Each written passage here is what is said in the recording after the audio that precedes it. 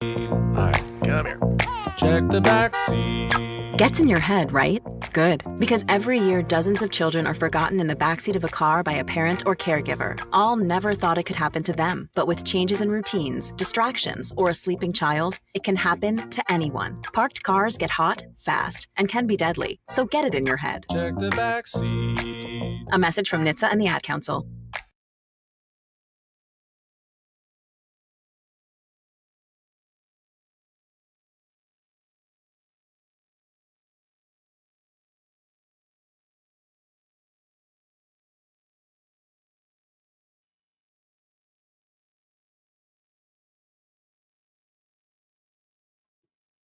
Good Lord, these things are still too loud. It's John Bishop. Hey, guys, stop clapping your hands around John. That's so rude. I hope tonight we take a baseball bat to your whole team and destroy it. John, would probably... We're going to, because everyone else does. Taking a baseball bat to the Rockies would probably make them better. I did see them win a game, though. I know, and I was cool. very happy for you. Against your favorite team, the Yankees. Now I'm not so happy for you. I suppose, did you have to sleep on where did you guys stay? We stayed at our aunt's house. There was an extra spare bedroom. So did you have to sleep? Did you have to sleep on the floor after the Yankees won? Oh, I think you said our aunt. I meant to say her. Okay, I hope good. I said her. All right. Her So aunt's house. you had to sleep on the floor then? Yeah. Because there's no way that you were going to be sleeping together. They're not married yet, John. They're not allowed. That's not allowed. Yeah. No, there was like a crawl space under the bed, so I slept under that. Yeah, Good job. How mad was she that the Yankees actually lost to your team? She was pissed. She brought It was once or twice. once. Almost twice. Almost Was it almost twice? Baseball. I didn't see the other scores. It was Sunday. It was 5-4, and they were mounting a comeback. I did the rally cap, and it worked for a run. Nice. Yeah. Not enough rally Nick caps. knows ball, He does. folks. Hi, John. Well, John Bishop, how does it feel to be back in our lovely studios? It's just like I remember it. It is. Amazing. Do you remember, and by perfect. the way, that the crossover is powered by Everlevel Concrete Repair the in crossover Omaha? is powered by Everlevel Concrete Repair. At everlevelconcrete.com. Correct.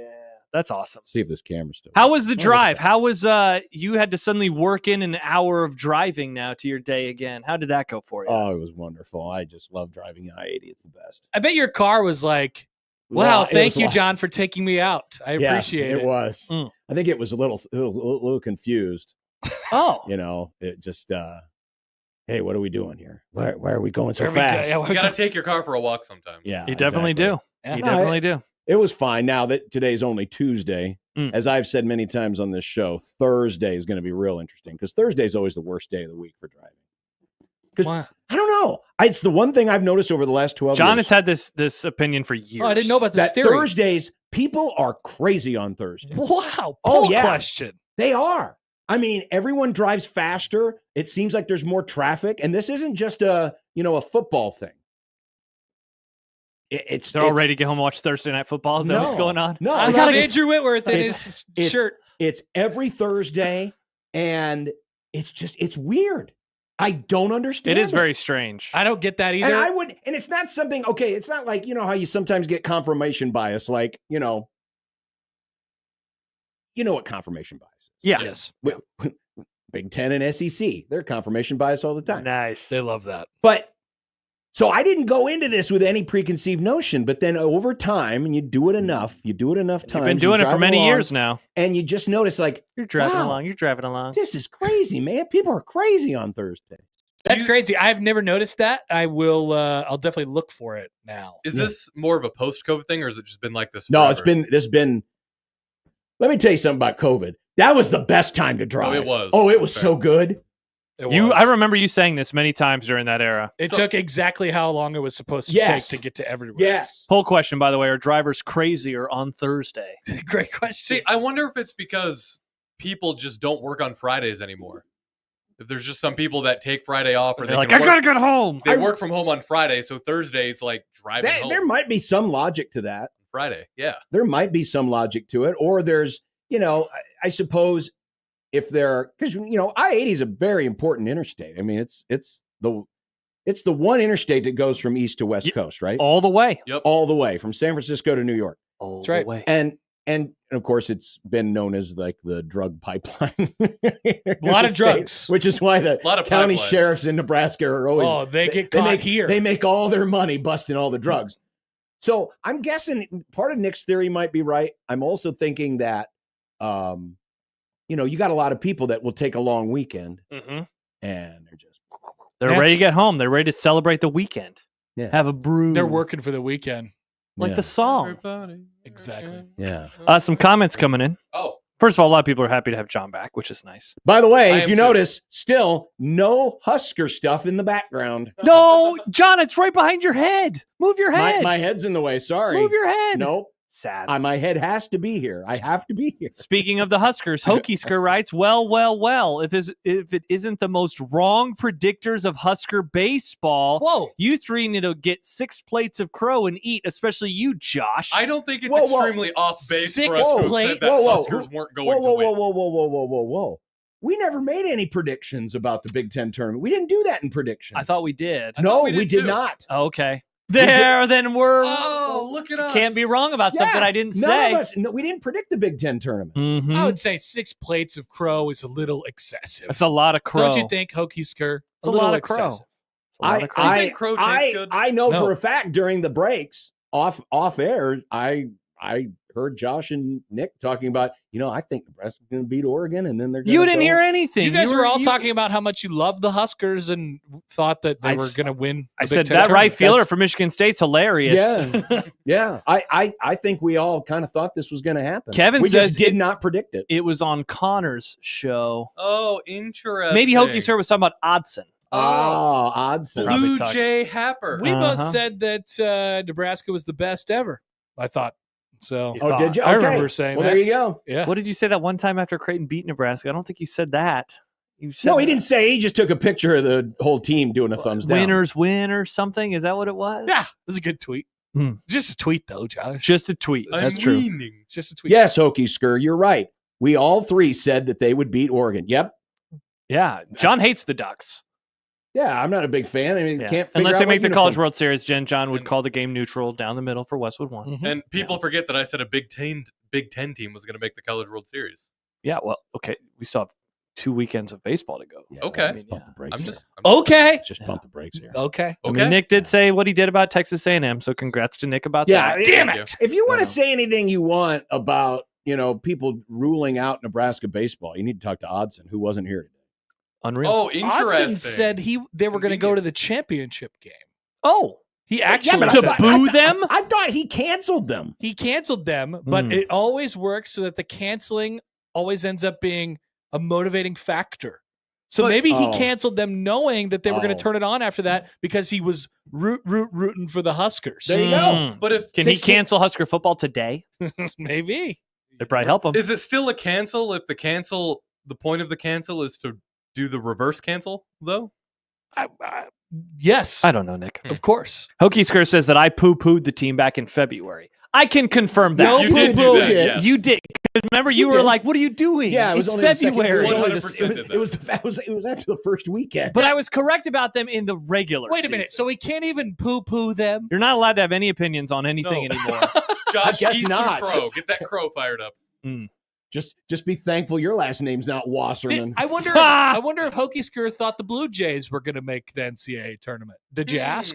Hokisker, did you think the Blue Jays were going to make the NCAA tournament? Yeah, he's probably wrong about them. He just posted a lot of crow emojis. Are those crow? Because for me, they're cardinals.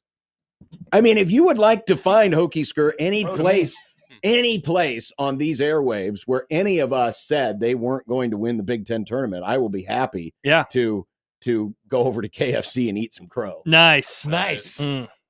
Popeyes. But I did Oh. not. Yeah. No, neither did I.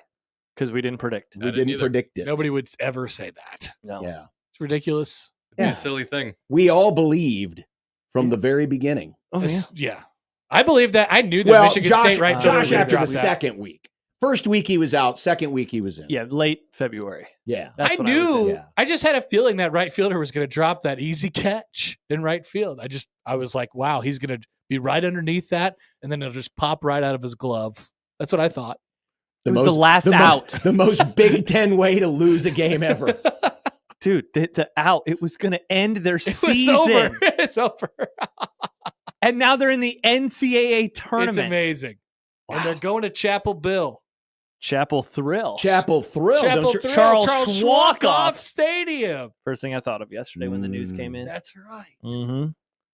Again, Hokisker, you can keep alleging this BS. I again challenge you. Go find predictions. All of these grums are archived on the YouTube. They are? Just go. Yeah, you don't even have to All of download them. the podcast. It's And all just all right of there. them are Read here on my the YouTube. column, these guys are saying. Yes. And you're Towards the saying- end, too, Yes, you can find and it. and there's no paywall. No paywall. No paywall. Just read the column. Just read the column. Just read the column. Is I should this go back to gonna all be- the Frost people. Just read the column. Just Is read the this column. going to be the new Husker or Nebraska related thing in 2025? What? Read the column? Is just get mad at In 2025? Yeah, just this get is mad old. without actually like hearing or reading the actual opinion. This has been happening for a very long time. Yeah. It John. it has? Yes. Really? It's old hat.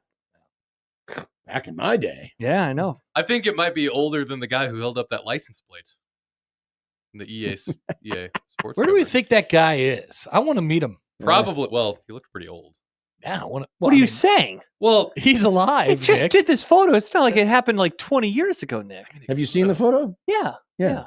It's not like Nick is I mean, thinking it's it's, a- like it's an a old th- photo. It's well, It's It's the an license- act, that's probably an actor, guys. No, he's a real man. Yeah. but this- he was but probably a real that's man. a 30-year-old My license parents have plate. old license I plates. know. Wait, that license plate's 30 years old? Oh yeah. See, I was thinking they 1990 just, to 1992. So what do you think? This is like an old photo that they photoshopped in? Yeah. Okay, I don't. There's no way they It- could have had that clear of a picture of the guy holding up the license plate that said "Beat C." No chance. Bingo. It's new. It's brand new. We had Brand new- cameras in no, 1992. you didn't, John. Not We good. did You're too. so old. We did too. Yeah, those cameras are old as hell, John. We had great cameras. Nah, they were terrible. They were wonderful. I can't believe. Are you guys doing a bit? Is this a shoot? Have you worked yourself into a Have bit you guys shoot? ever heard of actors before? Yes, this is an actor. doesn't look like anything like Mike Thompson. The actor? I don't know. He looks kind of real to me. Well, that's- he looks John, real. That's the purpose of actors. Have you seen The Rehearsal? Did this guy Dude. get deep into his role as As the rehearsal? Do you know about this? No. God, I want to have Pete. Do you know about what happened? I know about what happened. Yes. I want What's to the- have. I what's want a to watch it rehearsal? so It's bad. a show on HBO. You've probably seen commercials So have for you ever it. seen Nathan For You? John No. hasn't seen Nathan for Okay. you. what is I have. is that like a comedian? Yeah, it's a Nathan yeah. Fielder. His name's Nathan Fielder. So this Do you- is a show. Yeah, it just finished. Season 2 wrapped up on Sunday. Who's in the Explain show? it, Josh. Explain what happened. Is Nathan For You in the show? It's Yes. Nathan Fielder. It is his Who- show. Who else is in the show? That's nobody. really it. Nobody that Yeah. you would recognize. Though there Okay. was a senator on this And most this recent is- season. Wow, this is the second year I've never heard of it. Yeah, it's not. Don't take this as a negative. It is not a John Bishop type show. I would have been stunned if you had heard of the show, It's let alone watched it. Well, no, but I watch enough HBO. I see. Yeah, I guess I'm I see the surprised you little. didn't see I the- see the little pre-roll before every. You ever see Gemstones. any pre-roll that mentioned airplanes this over the last few Chance? months? Chance? Well, yeah. No, I got it. Okay. So slightly different. I must have ignored all. Is of it. this the same show that had the Paramount banners and stuff? yes, Okay. it is. So season 1, the original conceit of the show was like, wouldn't you rather go into any situation in your life by rehearsing it so then you could do better at whatever the thing is? So like the first season, there's this guy, and I'm trying to remember the exact thing that he wants to do. He wants to do better at like this game night. Oh no, he wants to tell a woman that he likes her, Okay. but he's nervous about it. So Sure. Nathan sets up, John, it is so hard to explain. He basically recreates this bar, and this guy goes in there and he hires an actress to play the girl that he wants to talk to and to go through various situations Sure. of how he could hit on her. Well, anyway, season 2, he wanted to figure out why there are so many more plane crashes today. Remember, this show was recorded probably a year or two ago. This is not Sure. recently. Sure. And over the course of the season, he has actual pilots on the show. He's trying to figure out the relationship between pilot and co-pilot. Well, and spoiler alert for the Rehearsal season 2 finale. Yeah. In the end, we find out the entire time he's been taking pilot classes, and he flies a 737 in the season finale. This is an actor, and it's full of other actors as he flies it to show the relationship between pilot and Oh co-pilot. my God. It was insane. So wait a minute. He wait a minute. literally Hold flew on, a hold on. He literally 737. flew a 737. So is this like a quasi reality show? Yes, and that's the Yeah. other Oh, so part it's of it. not a scripted show. Well, kind it's a of. bit. Yeah, I don't know how to explain it. That's part of the show is you don't know what is real and what is not with Nathan because Nathan is very much so. He is a very interesting person. It was wild. Okay. It was absolutely insane. I texted Stibbs afterwards. Have you watched the rehearsal yet? He said no, and I said, "Let me know your thoughts." I've now seen the clips, and I badly want to watch it because I like Nathan for you. Yeah, I need to watch it now. Yeah, you just want to watch it because of airplanes. Well, that helps. Yes. Yeah, I thought of you. I was like, "Wow, Happer flying a plane, airplane." Yeah, he did it. Yeah, it was wild. Interesting. I don't know why I said that in that conversation of that, and it totally changed it, but. There you go. By the way, we got a update. On that Dave, person. Thank you for this tweet. Dave Fight sends us a story from Channel 3 here in Omaha, and this is from September of 2018. This is right before the Colorado game for Scott Frost. What day was that? September 6th. Chance? Dear God.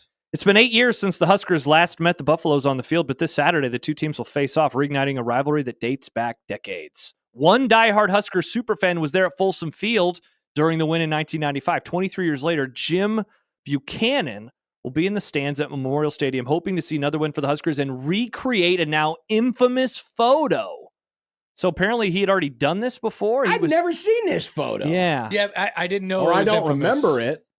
I mean, I guess it's not that surprising to it seems like just a normal thing. So it is an old picture. No. I mean, that doesn't look like it's him in the NCAA video game. So I think they are. It's like an actor. Making a bit. That's how it was. Actors. Yeah. Actors. Yeah. That seems like a very random thing to pick. Of all the things, who would you pick? The creepy ass old Nebraska corn mascot. Yeah. Why couldn't they just put Herbie in there? Wow. Are people being critical of this? I thought it was cool. It is cool, but but it does reinforce the fact that Nebraska's stuck in the 90s. It is cool, but it's a deep cut. But they are, John. They are stuck in the 90s. I mean, wouldn't it have been better if that person, instead of holding the license plate, would have been beat Iowa? Would have been tip tapping on his phone, angry things at Ari Wasserman. That would have fit very well. Current. Only angry things. Not read his column. Anti-Semitic.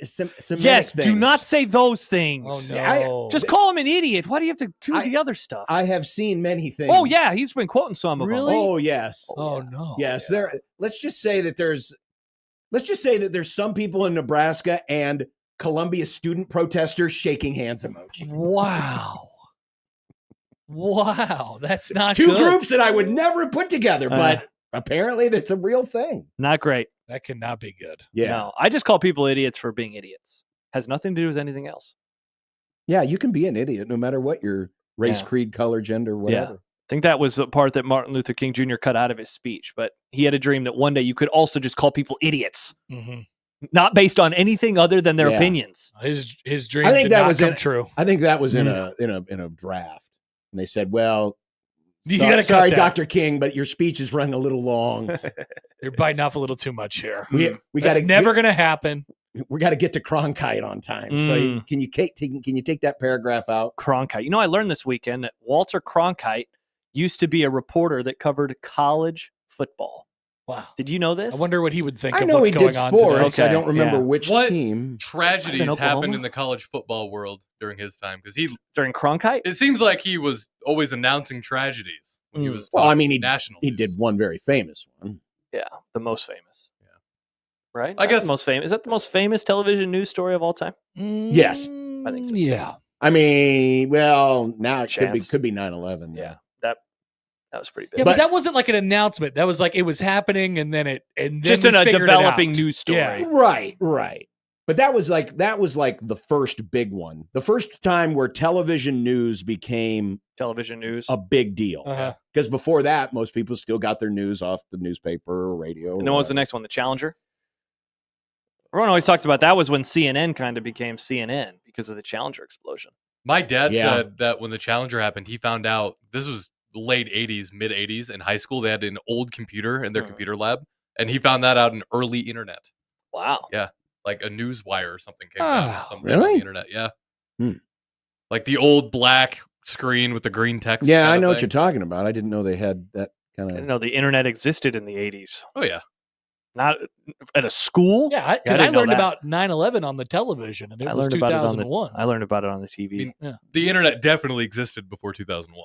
I knew that, but we didn't really hit the point. Yeah, is the we point really is, yes. have it that much. Where did your dad go to school? Someone call Al Gore. Where did your When dad did go you to do school? that? When did you do that, Al? It was small town Iowa school. Yeah, see, they had a that's- computer lab. But that stuns me. Are you sure it wasn't just like the town crier riding in on the house? The Challenger space shuttle is exploded. The Challenger space shuttle is exploded. Also, hogs are up 25 cents at noon. He could show up in your computer if you paid him. You know? Yeah, I might be getting confused. So I think the town crier's name is actually computer. There you go. Yeah, that makes I more think sense. that's where I was getting mixed up. Ah, okay. That makes more sense. Makes sense. Fascinating. Mm-hmm. Yeah. I mean, good for. I mean, at least Nebraska got mentioned. Yes. Though I do not care about this video game. My God, I just don't care. No, This isn't the first one back, right? No, remember the they did it second last year. They did do it last Yeah. year. And that's why I'm stunned that people still care about it like this. Where Well, but we do this with covers. Yeah, people about do the like covers. But I remember I saw someone being critical of like Chris Vanini, like, "Where's your reporting on the video game?" It's like, wait, you still care about the video game reporting? It was Does a this big mean deal that everyone in the cover is Jinx now? Yes. So we now need. So well, it makes sense too because so like college is football Vanderbilt is going to be canceled. the national champion? Oh God, They probably made it. Damn it, now I mean, I'm it makes looking sense, John. College football is canceled and sucks now. Mm. So maybe all those schools are cursed. See, and I think going back to the thing, people cared about it last year because it was the first time it was happening in Correct. a while, and that's why Definitely. it was a big thing. Sure, But now it's just a yearly release. Nobody has to care anymore. Correct. I know, but they're pretending like they do. Yeah, I mean, they Pepper's do right. about People love Madden. people love We love covers. We, This love is- we do this with the Madden cover every year. Yeah, This is big news for YouTube content creators and Twitch streamers, but outside of that, I don't think many people care. Well, hell, do people even play last year's video game anymore? Remember how Jack played it nonstop? He gave us that great video, and then he just Well, it's the. I think it plateaued The pretty season quick. is over. Yeah. Yeah. but even once the season started, no, it didn't seem like anyone was still playing it anymore. People were playing. There was a lot of critiques about it when it first came out. well, the actual game started, and they realized, oh, I like. I'd rather watch it. I'd like watching this versus playing. Well, wasn't one of the criticisms, which is funny, that there was a lot of like lesser schools that were doing well in dynasty mode, so people didn't like that. Yeah, they oh my God, has elitism come for the Seriously, video game? John, it did. People were like, this isn't real. Oh my God, Tulane won the Natty in my dynasty. That's not real. Oh Lord. Yeah. People are so dumb. Yeah. It's a video game, folks. It's okay. Mm-hmm. And that's probably why Manfred's boy came up with his stupid idea. Because his kid was probably playing the dynasty mode. Oh, and he got triggered about it. And- Petiti man. And like San Diego State and Colorado State won national championships. And that's when Manfred's boy got on the phone and said, we got to have 4 guaranteed spots. Click. I like how Tony Petiti is Manfred's boy. I like this. He is. This is he actually is. He's a baseball he's guy. Manfred's boy. Yeah. Mm-hmm. This is good. I like this. We have to come up sounds with like- that sounds like a nicknames. sitcom. Baseball idiots. That sounds like a sitcom on would NBC never- in like 93. Manfred's boy. It does. You would Welcome never back have to another episode of Manfred's boy. actual college football It's people on do after this, the by the 18. way. I just want to blame your guys' sport for this. No. Wait, what? I mean, we know Me, that Rob Manfred college sucks. football lover, would never do this to college football. Look Do at what what? you've done to my boy, what they're doing to it, what Mr. Baseball is doing to Yeah, it. but Mr. Baseball is also ruining baseball. Yes. Well, that's not my problem. See, It the, is the whole mine. moniker of Manfred's boy is not a positive. Yeah, we don't like Manfred. He's not a baseball boy. He's Manfred's boy. Manfred's boy. By the way, there is a lot of critiques coming in about Nick Grimm and his dad's internet. Jack Mitchell says they absolutely did not have the internet in Iowa schools in 1986. Now, you need wait, to now, text hold him. on. We got to consider the source here. Jack will never give Iowa credit for anything. Okay, well, So, Sith Destroyer No in offense, Jack, but you are kind of Yeah, biased in biased. this. Biased. Sith Destroyer Jack. said in 1993 the World Wide Web was released into public domain. The internet is 32 years old. Nate says the internet wasn't available until the early Whoa, 1990s. wait a minute. Now, Nick. Now, hold on a second.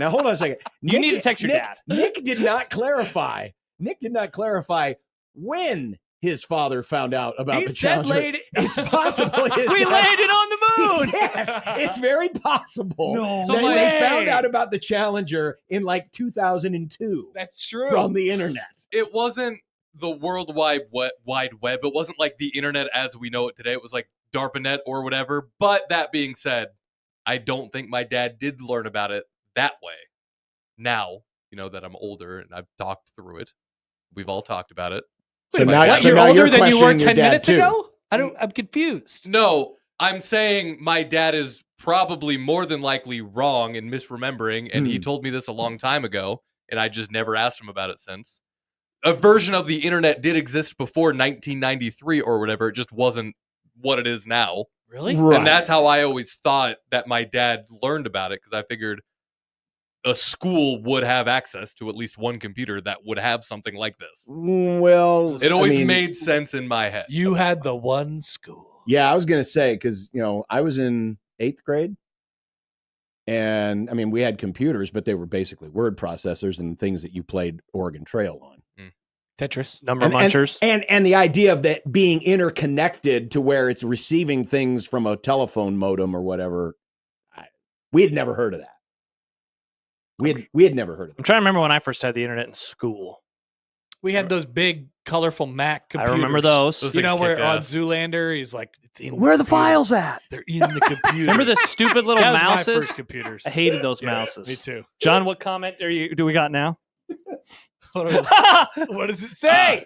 Stop laughing. Nick's dad was trading human organs on the dark web in the late 80s from Stibbs. Blame Stib. Don't look at No, me. I I'm know. just laughing. All I'm saying is it made sense to me when he told me that. It's Now possible at he the might time. be misremembering. But after having this conversation, I now realize that he was wrong. You sound mad. I'm not mad. I'm disappointed in my dad. Wait a minute. What if his dad is misremembering and he was actually told about the Challenger by time traveling Jared? Maybe he was. Damn it, Jera. Nick, Smiles and glory. I want you to text your dad and be like, hey, tell me about when you learned about the Challenger. Just say that and see what he says back. Yeah, actually. We need an answer. Excellent. Great call, Josh. There's Great also call. a chance I'm misremembering. He told me something about a computer in his school, though. We just know remember there that. are certain lies that parents tell their kids, Yes. and one of them is how they learned about the Challenger exploding. That's classic. Santa Claus and I the remember, Challenger explosion. I remember asking my parents, where were you guys when Kennedy was shot? And I remember my mom saying that, she was on the computer. she was on the computer at Blair High School. and it interrupted her game of Sims. And now you're just put two and two together. And I just put two and together. I just realized, Mom, you're lying. You weren't actually playing Sims. You were playing Pac-Man. Chad says, Nick's dad, Challenger went to live on a farm upstate.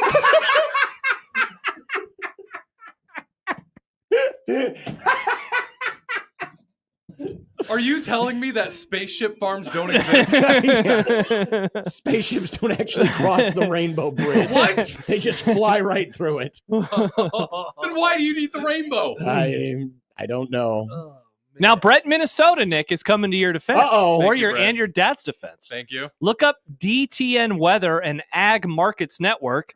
Internet before the internet. My parents have had one of those since the 80s on their farm. I've heard of DTN. What's DTN? Well, DTN was Down like- to news. It's Farm like internet? BTN, but Farm internet? it was a way you could get weather and like livestock information, and it came through a special terminal that they put into your house. We had one at the radio station many years ago. Interesting. Do you think it would have told him that the Challenger exploded? I mean, news probably went Yeah. through that, right? It could have. Hmm. It could have also told him that President Lincoln got shot too. Many happy New Year's coming in. Many happy New Years. This is good. I'm really interested in the follow-up. I want to follow. I want to hear he, from his dad. He is working right now. He might get back Oh, before the man. end of the show. Oh, What with did you normal say to jobs, him? they can't respond. What did you say to him? What did you say? What Hey, was Dad, the remember the we gotta hear Challenger? about this. I said, hey, how did you learn about the Challenger explosion again? I know you told me the story once, but I don't remember what it was. And we were talking about it on the show. Oh, yeah, I wish you wouldn't have had the last You- part. you Just should've because just it would have been fine. really just good. blank, just point blank. Like, can you tell me that Challenger Well, story one more I time? had Yeah. to include why, otherwise you'd be He like, would have been like, why? yeah, Like, oh, I don't want to waste He would have a said it message. in all caps. No, it just would have been What if why? his story comes back and he's like, "Yeah, I mean, I was even there. I was flying my drone." Don't and be I- ridiculous. He was in high school. He wouldn't have known how to do that. What's the movie where the parent is trying to convince the kid that one of the parents like is very, very God, what am I thinking of? I can't even Explain the plot. I think. Can you use the internet? Something along the lines of like the parent is trying to convince the kid that the parent is like absurdly famous or something like that, and I don't know this movie. was in a whole bunch of historical places. There's something that Somebody I'm will missing. figure it out. Something that I'm missing that I'm not telling Jimmy you. says movies confuse Connor. They are. This one in particular, I'm thinking of. I mean, something. that sounds like Forrest Gump, but I mean, Forrest Gump was famously putting in all these those famous places. events. I wonder how Forrest Gump learned about the Challenger. Maybe he had the internet. Was that? Remember, he invested in that fruit company. He did in Apple. What's the last news thing that happens in Forrest Gump? Oh, good. It's the AIDS crisis, right? Yeah. So that's 80s. Because that's It's in the 80s because Gen A. because That's how So Jenny they didn't do died. the challenge. Could they have done the And challenge? by the way, was no one 86? has ever called her out. She had. Yeah. How did Forrest not get it? They had a kid. Oh, babe, I don't know. Maybe it was after. Jack It writes, could be. visited my 101-year-old grandma on Saturday. She talked about how she got a push notification about the Hindenburg.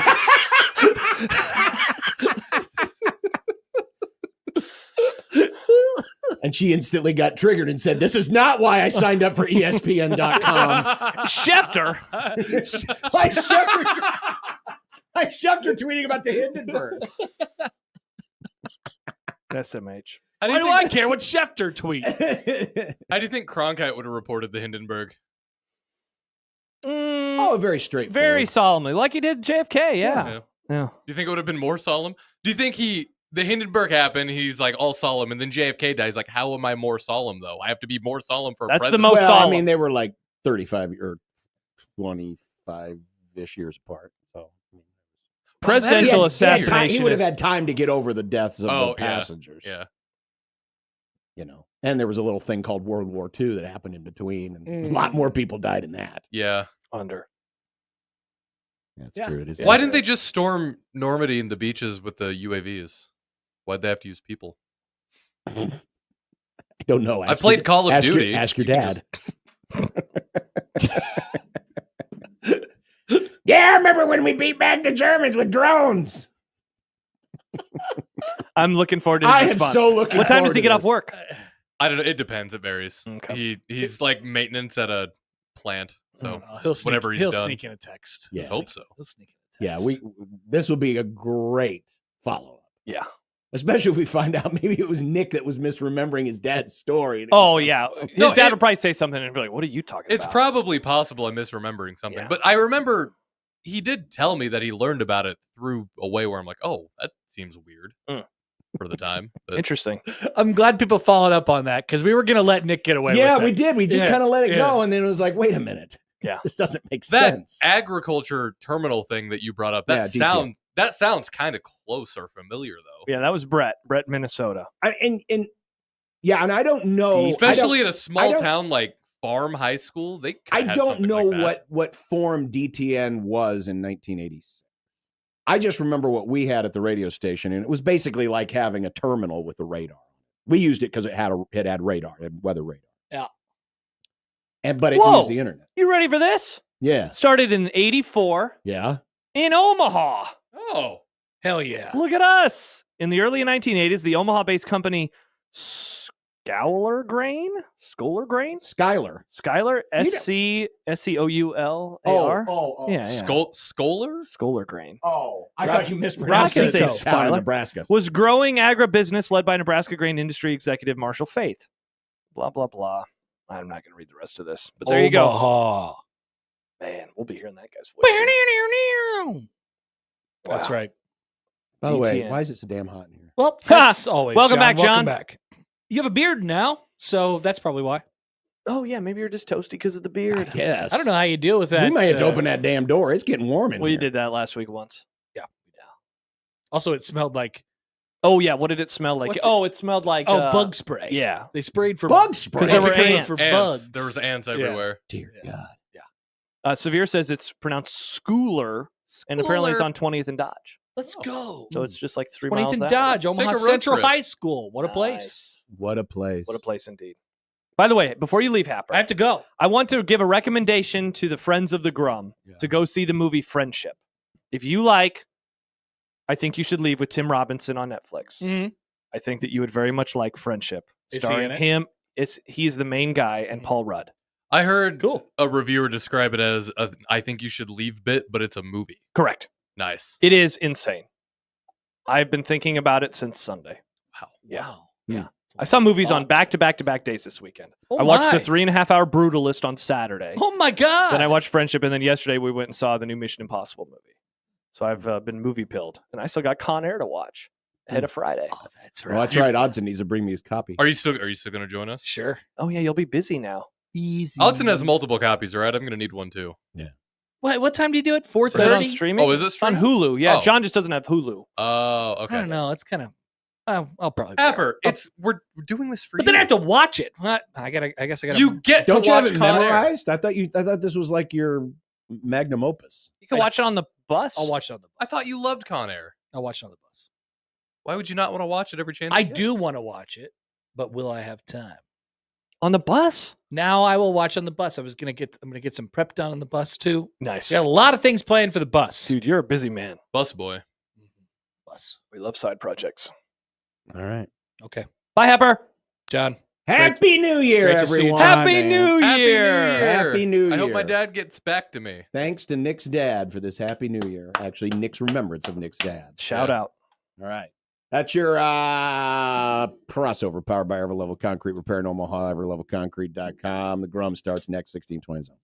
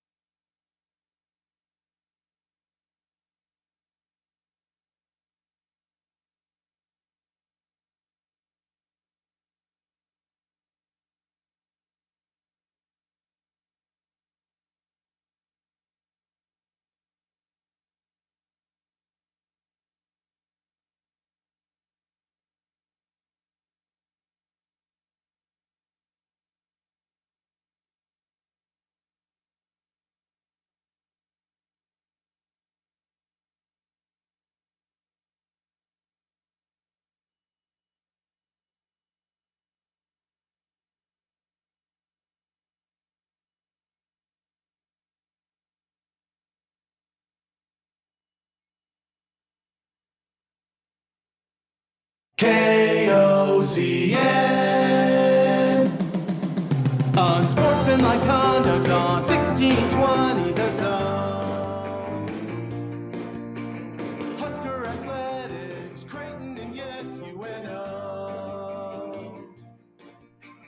Don't miss a moment, they'll give you your fix. They're on every day from 2 until 6. Spend your afternoons with John, Josh, and Nick.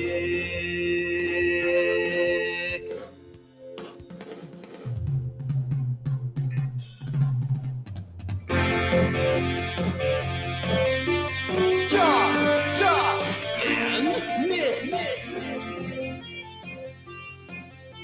They'll show you what sports talk really is. Yeah. All back in the studio, and I already got the swamp ass.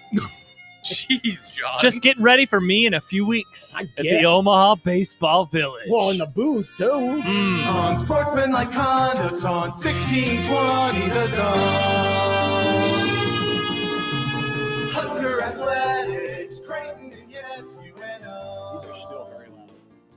Although I feel like it didn't get that bad last year in the booth. Like there was maybe one day that kind of sucked, but overall it was kind of nice. The weather last year wasn't as abysmal as in other years. So, yes, I would agree. Does it still drip down all that water? No, it's remember, all in remember the they towel built that. They built the trough. They built the little But they trough. and they put a towel up there too. And a raccoon Did family. they ever clean that towel? No, I don't know what's up there now. I think they. Let's hope so. Well, that's what the raccoon was for. The raccoon was supposed to keep Remember it when all- your Contigo mug, John, got all moldy? Remember that mug you had that for water? Yeah, Contigo. You always used to say Yeah. Is that Contigo. like It got a metal moldy? mug? How does What a metal mug get Remember moldy? because you like just never John didn't wash it, and so the water eventually it just But it's metal. Can mold grow on metal? well it did for John's. God, I'm trying to remember. I remember the Contigo. I don't Yeah. remember. Well, what happened to it, John? Moldy. Well, I hope styrofoam doesn't get moldy. Yeah, let's hope so. Welcome to the Grum. It's brought to you by Union Bank and Trust, where your money has people. An in-person Grum. We're all here. I mean, we could have kept this all quiet and no one would have ever noticed.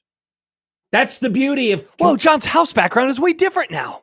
Whoa, Yeah, John. I put a zone thing. You got rid of all the Creighton stuff after they won the Big East Championship? Wow. Do you hate the wrong with you? Jays? Well, I just didn't want to trigger everybody. You know, they're so angry. Mm. You didn't have any Husker stuff in the background. I don't have any Husker stuff in the background here either. Mm. What am I supposed to do? The Grum Down is brought to you by the referees at John Higgins Weather Guard. The Jays are headed to Hog Country, the Huskers to Chapel Thrill. I wonder Nice. if it will live up to the moniker Chapel Thrill, as was coined last year when they had so many, and it was all North Carolina, but they had so many late comebacks. They had so many Schwalkoffs. Maybe Nebraska delivers them. It's Boss Summer walk-offs. Do you think we're going to see Chapel Bill? Will he make an appearance? Ooh, With his girlfriend in tow? Bill Belichick's girlfriend show up at the regionals. Oh, that can be on predictions, right? It could be. When Well, do they- they will have when do already they played. play? They play at 1 o'clock, I think, on Friday. They're I thought early. they played at 4. No, Nebraska does. But Yeah. or North Carolina plays oh. early. Oh, I just they probably, looked at this I would guess earlier, they too. probably play at I bet they played 11. I can find this out. I think it's like noon. Because I remember seeing somebody quote it yesterday. Okay. It's either noon or 11, I'm sure. A slice of regional baseball. Did the Big East get hosed? Mike Farron, a Georgia peach of a guest. Oh, wow. That's a hint. That's where he's going to be. This 11. Oh, weekend. wow. He's They going play to at be in 11 Georgia. our time. Okay. That makes sense. 5 hours between games because there's 5 hours between the Arkansas and Creighton games on Friday, too. Baseball. Michael Bruntz, Husker247.com. Baseball. He was there. He saw it. Yeah. He saw it live and in person. Too much thunder last night. And the Eastern Game 4 is tonight. Did we all get a point in predictions, or was it just For me? that, yes, because we all had the same one. Damn it. Couldn't remember. Yeah, we all had the same. Because I was actually rooting for the T-Wolves. I wanted it to be 2-2, but I was like, did anybody pick that? I was like, I don't No, think anybody we all picked we that. all picked the same thing. Golly. That's We a all picked bummer. the So we same all got thing. a stupid point. College football cluster. Sankey has taken the martyr baton. Yes, he has. He read the internet in 1982, and he says it's my baton now. baton. Yeah. He took the baton from Nick. Uh-huh.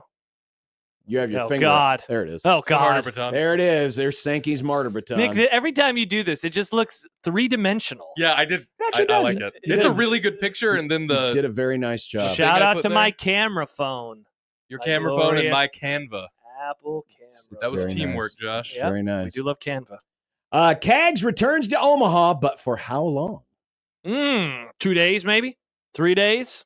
Oh, it'll take 4 a little days? more time than that, I would think. Will Well, if he he? keeps hitting home runs in every appearance he's in, I'm every going game. down to Kaufman the Sunday after the College World Series. So a week later, will Cags be at Kaufman? Maybe I'll set a fair in That's a good 25 question. minutes. That's a good question. All right. Steve Sipple of HuskerOnline.com will be nice along. Get Nick. And the Super Hot Take Market. 402-951-1620. It's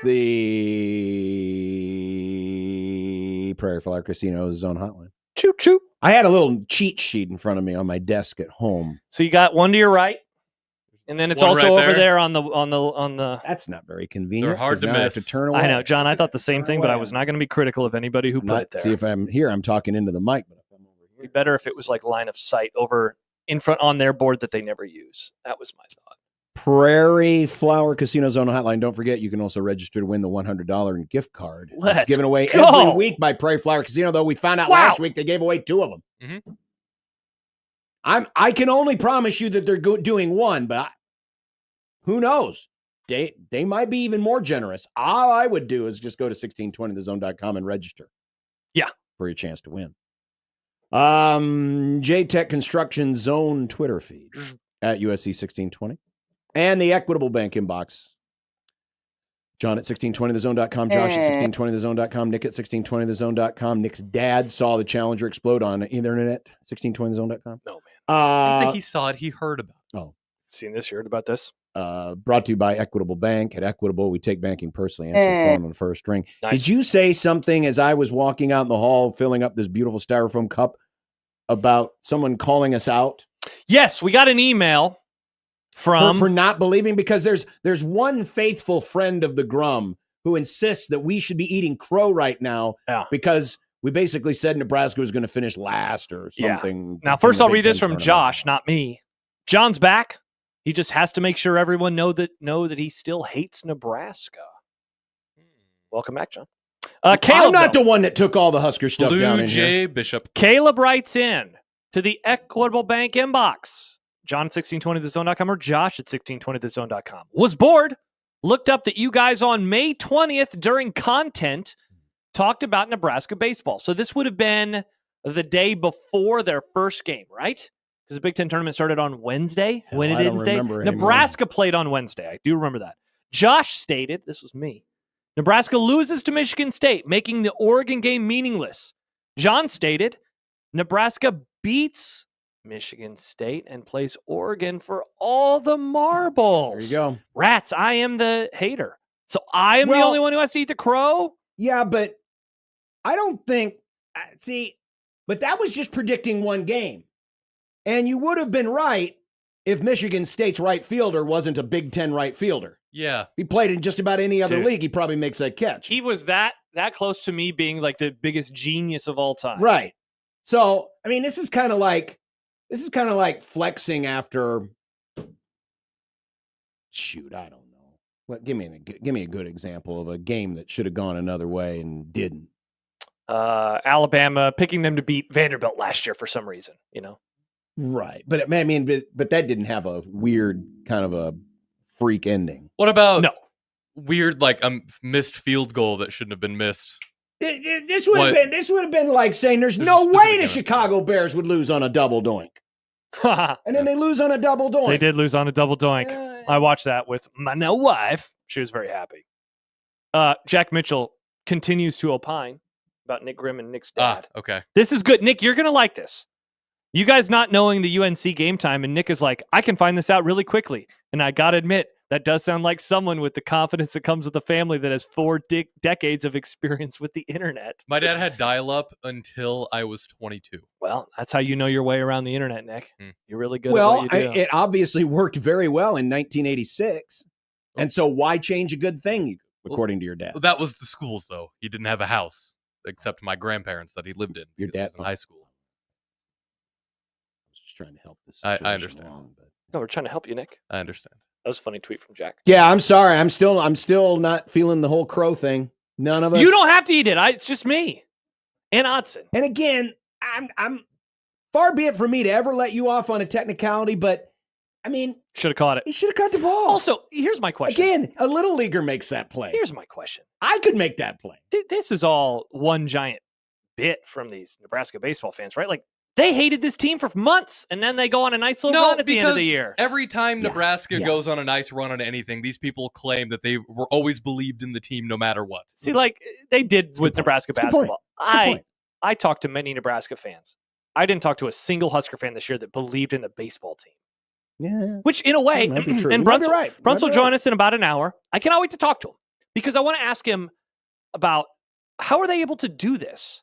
Why are they so inconsistent and yet now they go on this nice run? You know, because like on one hand you go, shout out, what a great 4-game stretch. Mhm. And yes, they were delivered a gift from the gods. But after that game, they smoked the competition, Yeah, right? like, They you still dominated have to yesterday. perform. They dominated Oregon. Those Mhm. games were not close at all. Mhm. So how are they able to do that? But they're so inconsistent. I think that's one of the parts that has made the Will Bolt era so frustrating for people is Sure. you see how high the highs can be. You take Arkansas to the brink 4 years ago, but then they lose to Omaha in a midweek game. And I think that's why, again, nobody in the regular That's season was fair. like, you guys are wrong. They're good. That's Where fair. was this a week ago? Nobody was telling us that. That's fair point. That is a very fair point. Mm. Oh, We have a slice. Did you mention a slice? I did mention a slice. You did send the link. Okay. Yeah, thank yeah. you. Sorry, I was just trying to communicate. Farron might be a few minutes later than normal today because he's working on some things because Yeah. he's getting ready to fly to Athens, Georgia Mm. to That's cover awesome. that regional. But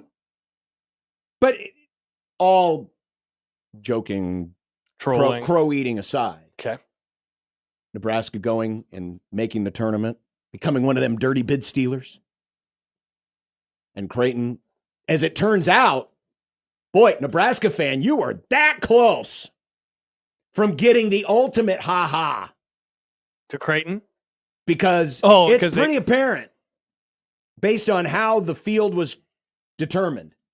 If Creighton had not beaten UConn, and they would have had to lose to him twice. They won the first game, so they didn't need to play the second. But if they had lost to him twice on Saturday, it's pretty apparent by the work of the committee, Creighton would not have gotten in. Yeah. And so We Nebraska spent all fan that time- could have had the we knocked you guys out because we stole the bid that wasn't destined for us. But you didn't get that because Creighton actually went out and took care of business, which just goes to show you can't assume anything. No, it's so Now funny. Nebraska, they went into the Big Ten tournament Knowing they had to win. they out. had to win out, Yeah. right? Yeah. Creighton actually went into the Big East tournament thinking that there was a chance. We talked about it last week. But when the selection committee came down with its picks yesterday, UConn and Xavier, who had really beefed up their non-conference. I mean, they played a good non-conference schedule. Both of them did. Xavier had a top 5 strength of schedule Mhm. or strength of non-conference schedule. So they went out and challenged themselves. They won a couple of those games. They had a really good RPI and they got passed over. And so what I did was I looked back at, this was part of a graphic that I had last week. Talking about Creighton's chances. And as it turns out, we're now using it for Xavier and UConn. While it sounds like, and listen, I understand it. I understand the plight of being a mid-major team, but it really goes to show you when it comes to these selections, and it doesn't matter if it's baseball or it's basketball, you're going to get a hell of a lot more benefit of the doubt if you play in a power league. Yeah, 100%. And in baseball, your power leagues are the SEC, ACC, and to a little bit of a lesser degree, the Big 12. That's it, just 3. Yeah. And who got in instead of Xavier? Who got in instead of UConn? Kentucky. Connor spelled out all the numbers last hour on his show. I mean, Kentucky played a patty cake non-conference schedule, but what they get beefed up by? They're in the SEC. Mhm. So if you're not going to get beefed up by your league, Mm-hmm. then what do you do in the non-con? Jimmy Right. asks, how much does the early games in the season really matter? I mean, they do, but not like playing Oregon State today. I mean, they all matter.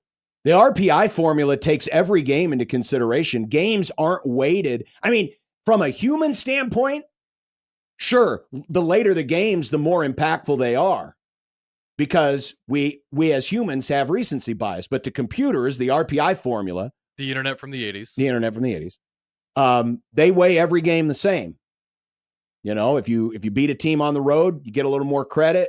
You beat a high RPI team, you get a little more credit. Yeah. So, and so I guess to Jimmy's point, because the humans pick the teams, the computer doesn't. The RPI is just something that we can look at that actually gives us some piece of data, but they don't obviously pick every team. I mean, you know, the seedings are not based on the RPI.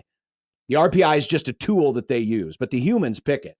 But if you look, I mean, at least according to recency, it's understandable why Xavier and UConn got left out. Because the only teams that are really comparable are, ironically enough, UConn from last year, exact same RPI, but what was the difference? Big East was number 7 in conference RPI. So their conference helped them a little. Yeah. And this year, not at all. Last year's Big Ten got 2 at-large teams in, Illinois and Indiana, 48 and 55, but the Big Ten was the number 4 power league, according to the RPI. And so all of these other at-large teams that got in from a mid-major conference, like Indiana State last year, they were number 10 in the RPI. They weren't getting left out. Irvine last year, 27, they weren't getting left out. Dallas Baptist 2 years ago, number 16, they weren't getting left out. But it amplifies the issue right now that mid-majors have. And especially when the SEC sets an all-time record and gets 13 teams in. Yeah. Chance says Creighton and Nebraska both dirty bit stealers. I know Big East had to send somebody, but still. Yeah, obviously Creighton, they were not a stealer. They were just one of those teams was going to get in. Yeah, one of those 3 teams was getting in. And Nebraska, though, they obviously stole a bit. Yeah, Nebraska was not going to get in. If they had lost on Sunday, they would not have gotten in. Mm-hmm. So, you know, they stole a bit away. But follow-up from Caleb. Since you only hear from the haters, I, for one, am a state of Nebraska fan. I'm very happy about Nebraska and Creighton made it to the NCAA tournament. I thought it was so weird that Creighton was not a number 2 seed. Shows that you have to be a brand. UConn not getting in looks really bad. My brand. I mean, it is. It's obvious. It's obvious you need to. Well, it's a brand, but especially you have to be in the right conference. Yeah, it's about who you know, who you're associated. It's about with. it is. It's like life, Nick. Mm-hmm. It's like life. It is. Some of us have internet in the 80s and some of us don't. Yeah, exactly. So like we said, Farron's going to join us a little bit later. I believe in the words of Nick, he's coming in hot. That's what he told me. What is going on? That's the words of Farron. He'll probably just... He's excited about Jack Caglione. He'll probably Who just isn't? pop in at some point during the next segment. Awesome. Can't wait to see him. So I suppose in the interim, Nick can get to his slice. Oh! His big, meaty, juicy slice. And we got a lot more still to Pretty big come, slice. including Greg Sankey and the Martyr Baton. And, you know, there was something we tried to get to on Friday or Thursday. Yes. SP Plus? Before Ari Football. Wasserman Football. ruined everyone's lives Yeah. by having a take. He just wrote a new column that I can't wait to read. He's going after Alabama this time. We should actually push us back another day. I think we need to do all baseball coverage. No, we're doing a baseball tomorrow with somebody. What time is Stitchhead on tomorrow? 4:30. There you go. See, there's baseball for you, Nick. Got more baseball coming tomorrow. There you go. So that and a whole lot more. So glad you could be here today. And we'll be back right after this. Farron will join us at some point in the next segment on 1620 The Zone.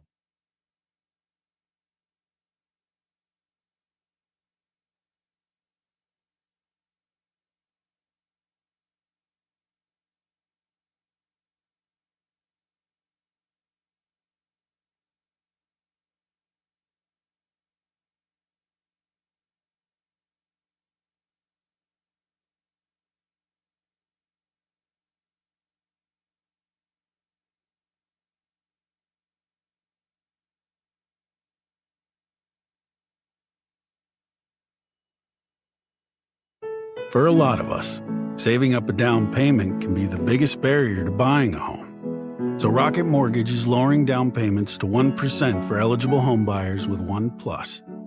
Because everyone deserves their shot at the American dream. Call 800-4ROCKET or visit rocket.com to get a head start on your starter home. Rocket Mortgage, LLC. Licensed in all 50 states. NMLSConsumerAccess.org, number 3030.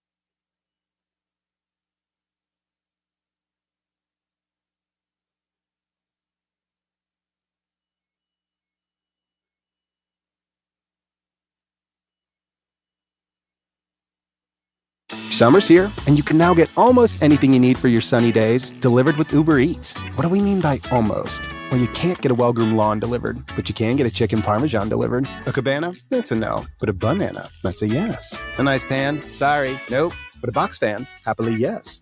A day of sunshine? No. A box of fine wines? Yes. Uber Eats can definitely get you that. Get almost anything delivered with Uber Eats. Order now. Alcohol in select markets. Product availability may vary by region. See app for details.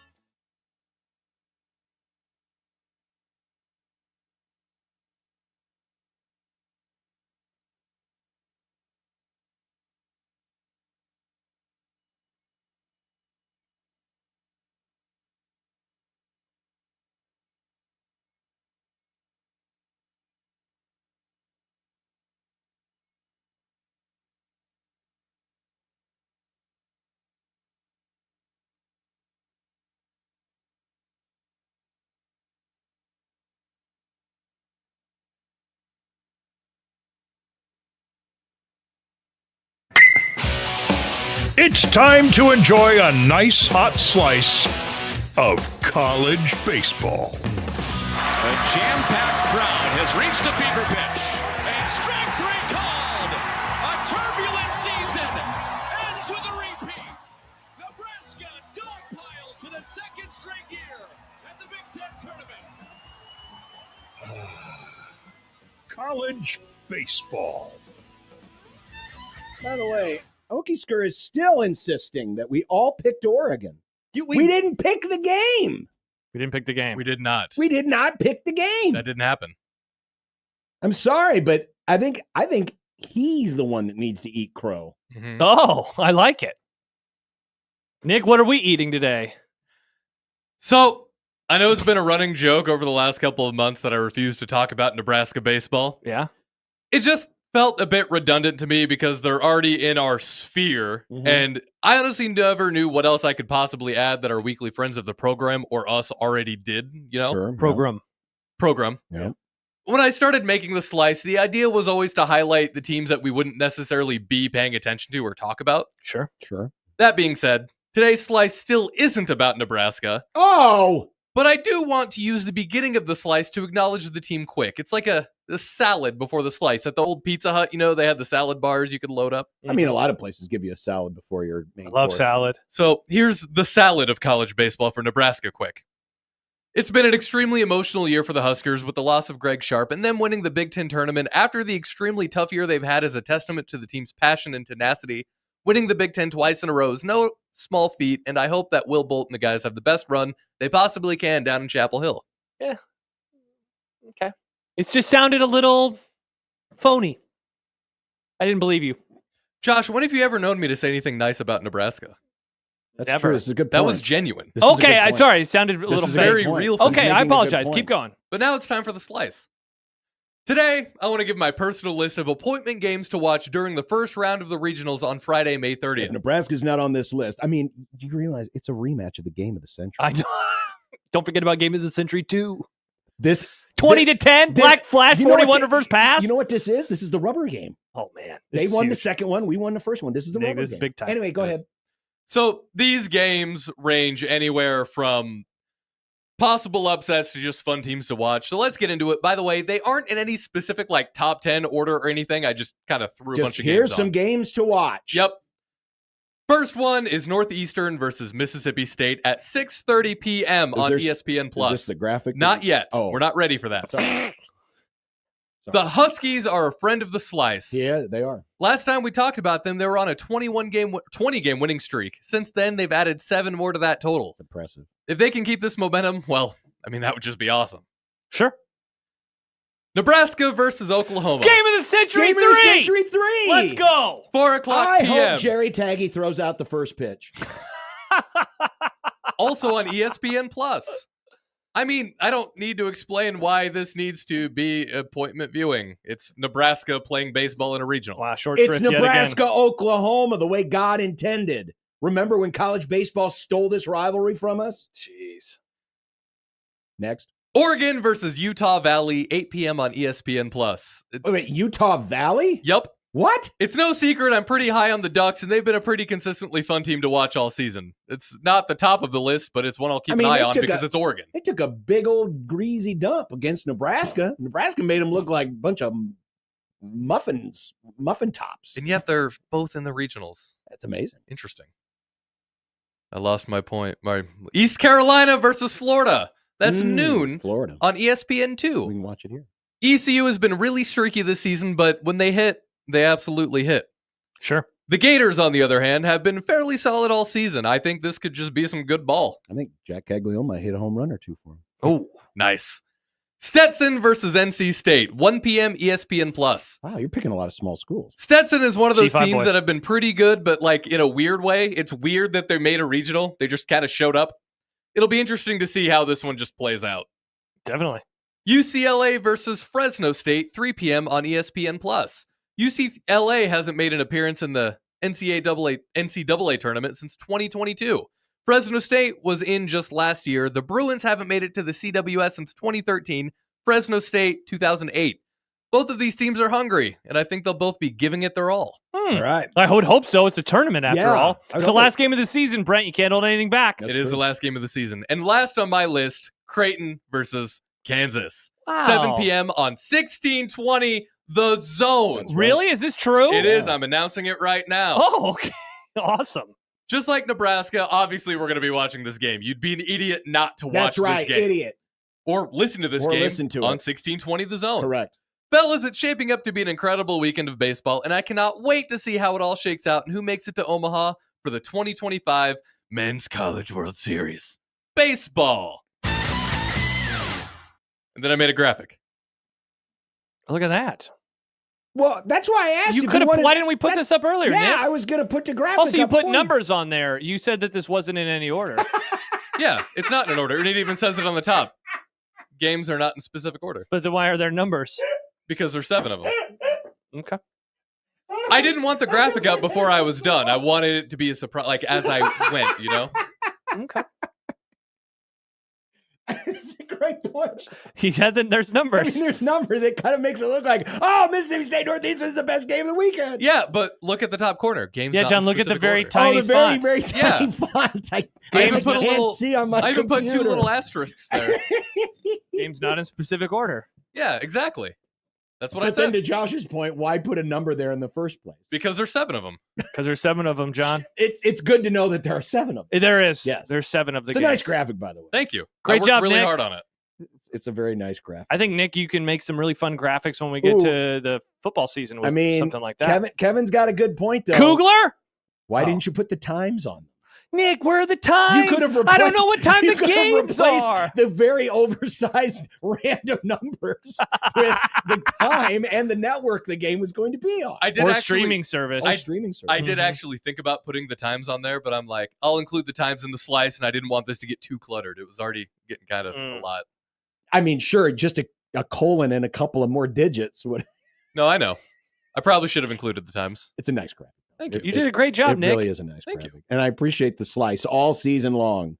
Nick will. So be is it done now? Nick will be doing the slice up in the booth at the College World Series to himself. Oh, I thought you were going to say Say, on the just radio. Put me in. You know, That'd we be- go down to Happer on the field, and then me with a quick slice. They should do, John. You guys should do that. Do what? the slice. Like put him on the air? Let's talk to Stacy and see if we can get this as like a sponsored segment. Oh. Every game. It could be a part of the pregame show. Time for Nick Grimm's slice. It's an interesting case you make there, Josh. Mm-hmm. Very interesting case. You know who else is going to be up in the booth? Who? Our dear friend. Is he? Hey, who has a brand new open now that we can play and he can see. Do we? Are we just going to go right to him? We can just go right to him. All right, I mean, fine, let's just if go you right can't, to him. if you can't bother to be here on time, Wow! I was here. I was 5 seconds late. Hey, Mike, What do you the mean? Backwards Hat Boys. Oh, backwards hat. I told Nick that I couldn't be here until Well, 3 we know. o'clock. We know. I knew Mike So don't Johnson. see me No, as I like did I'm know. on time.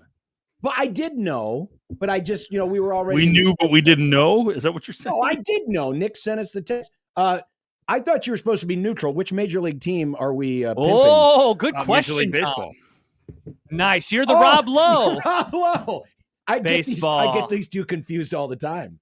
When I was in Denver the other day, I did see an old man walking with his granddaughter. She was wearing Rockies gear or Yankees gear. He was just wearing an MLB hat. That's awesome. Maybe he's an old umpire. I've never seen that Did you before. walk up to him and say, "Hey, Manfred, why'd you send your boy down to commish the Big Ten?" Nice. Anyway, Wow.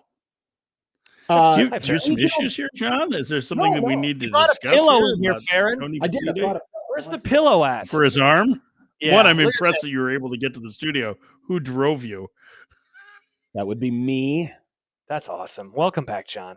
It's so good to see you I've already again. been here. I mean, Did you, this is- I want to know if you pulled, was this like the Ricky Bobby where like in the middle of Talladega Nights when he cuts off the cast with the saw so that he can drive? I mean, it is removable. I could just take the straps off and take Okay. it if I wanted to. But Okay. I mean, if I wanted to get desperate, I suppose I could. So as it says there on your little thing, regional doomsday prepper. Are you expecting Yes. doom? I mean, a lot of home runs in Athens, probably. Well, no, I just don't think you can ever have too much canned food. I think that's what it amounts to. Oh, of course. So you're taking canned food with you. That's a good idea. Doomsday prepper. No, I don't know what to make of the regionals this year because I think it certainly feels like a year where there's not a dominant team, right? And that there's a chance for some smaller schools to advance. And yet every time we think something like that's going to happen, it ends up being chalk. So I don't think there's as big a gap between the 1, 2, and 3 seeds. I think when you start looking at it, it's like, yeah, like most of these regionals are pretty balanced. I think not because the committee didn't do a good job. I thought they did a very good job overall, but because it's just like, that's the kind of year we have where the difference between the 12th best team and the 30th best team in the country isn't that great. Mike, you said it. They did a great job. Critiques that you have over the field or maybe teams that didn't make it in? Yeah, I mean, I think that you're talking about like the smallest stuff. Like I thought Kentucky should have been, if they were going to be in, should have been one of the last 4 teams in, and they weren't. And it was the strength of their SEC schedule that did it. I just have an issue with the 13 and 17 team in league getting in, and this doesn't have to do with the SEC. I felt the same way about Arizona when they went 12 and 18 a couple of years ago and got in over 2 teams that were better than them in their conference, including one that had won the head-to-head series with them. And that's like like Chip Hale is one of my favorite people. Like I love U of A. Like I love Chip. Like I've known him for years. But it's just, I just, that's the one maybe that I would say, I felt bad for UConn, but I thought JRT's explanation on how really they did not play a very difficult conference schedule. Nobody in the Big East did, but when they played the best teams, they didn't beat them, right? They didn't beat Creighton. They didn't beat Xavier. Xavier played a lot of really good teams, but they didn't win a lot of games against good teams. And so I think those were, those teams that were left out. They did feel bad for UConn just because I think it's a talented group. I'm a big Jim Penders fan too. But in the end, I thought everything was pretty defensible. I thought it was a really soft bubble, and the stolen bids down the stretch, made a big difference. And this is, I kind of ranted about this last night too on our Selection Monday show. If there are a lot of things that, are on the list every year to fix for college baseball, the thing that should be number one on the list is fixing the imbalance in conference schedules. Just because football and basketball didn't want to go to divisions doesn't mean that baseball couldn't have. And that to me is something that needs to be rectified to at least create something where, UVA played the softest schedule. Now, granted, they had 3 games that were canceled in Tallahassee that were outside of their control, but it wouldn't have made them the best schedule in the ACC just by playing those 3 games.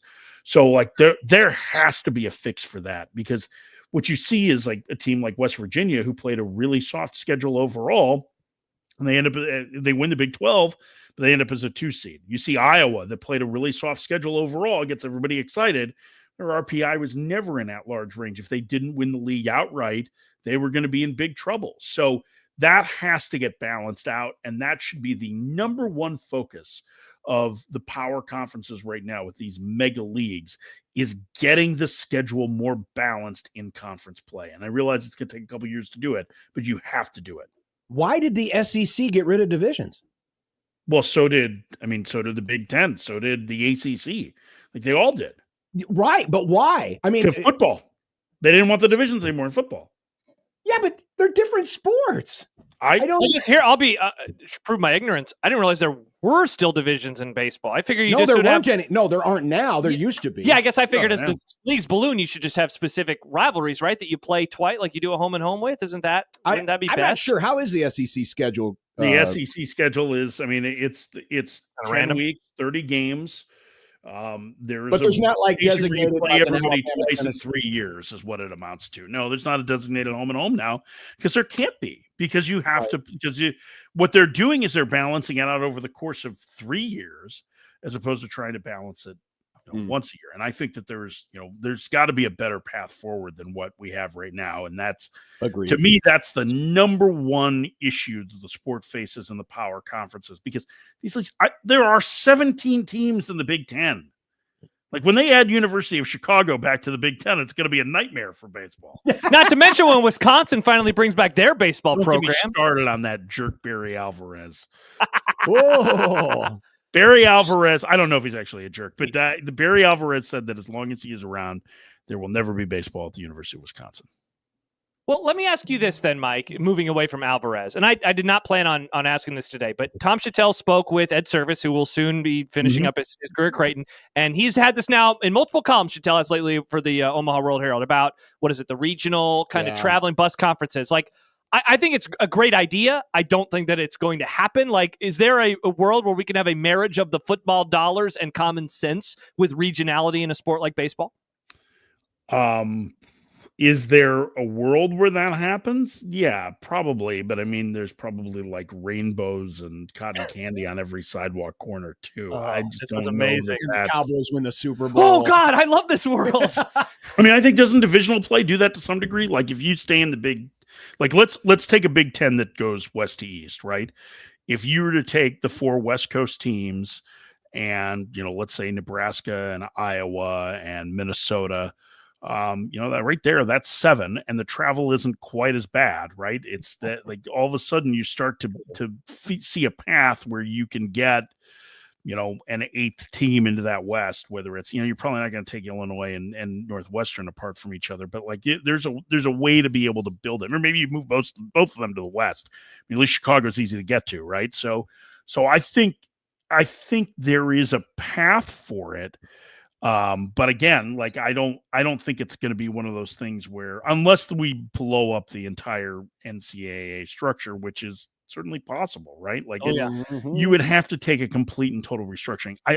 Nobody even knows what revenue sharing is going to be like yet. Like, nobody knows what the scholarship limits are going to be like, because the House settlement isn't done.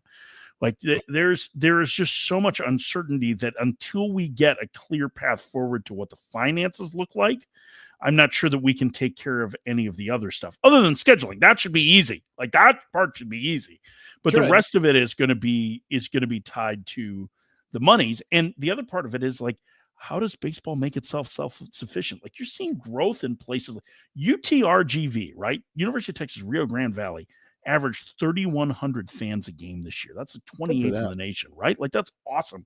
You tell me you can't do that with a little bit more investment into marketing in Ann Arbor, right? Like, in a sports crazed market like Iowa City, right? Like, I know they're doing renovations to Dwayne Banks Field. Like, there should be ways to continue to grow this.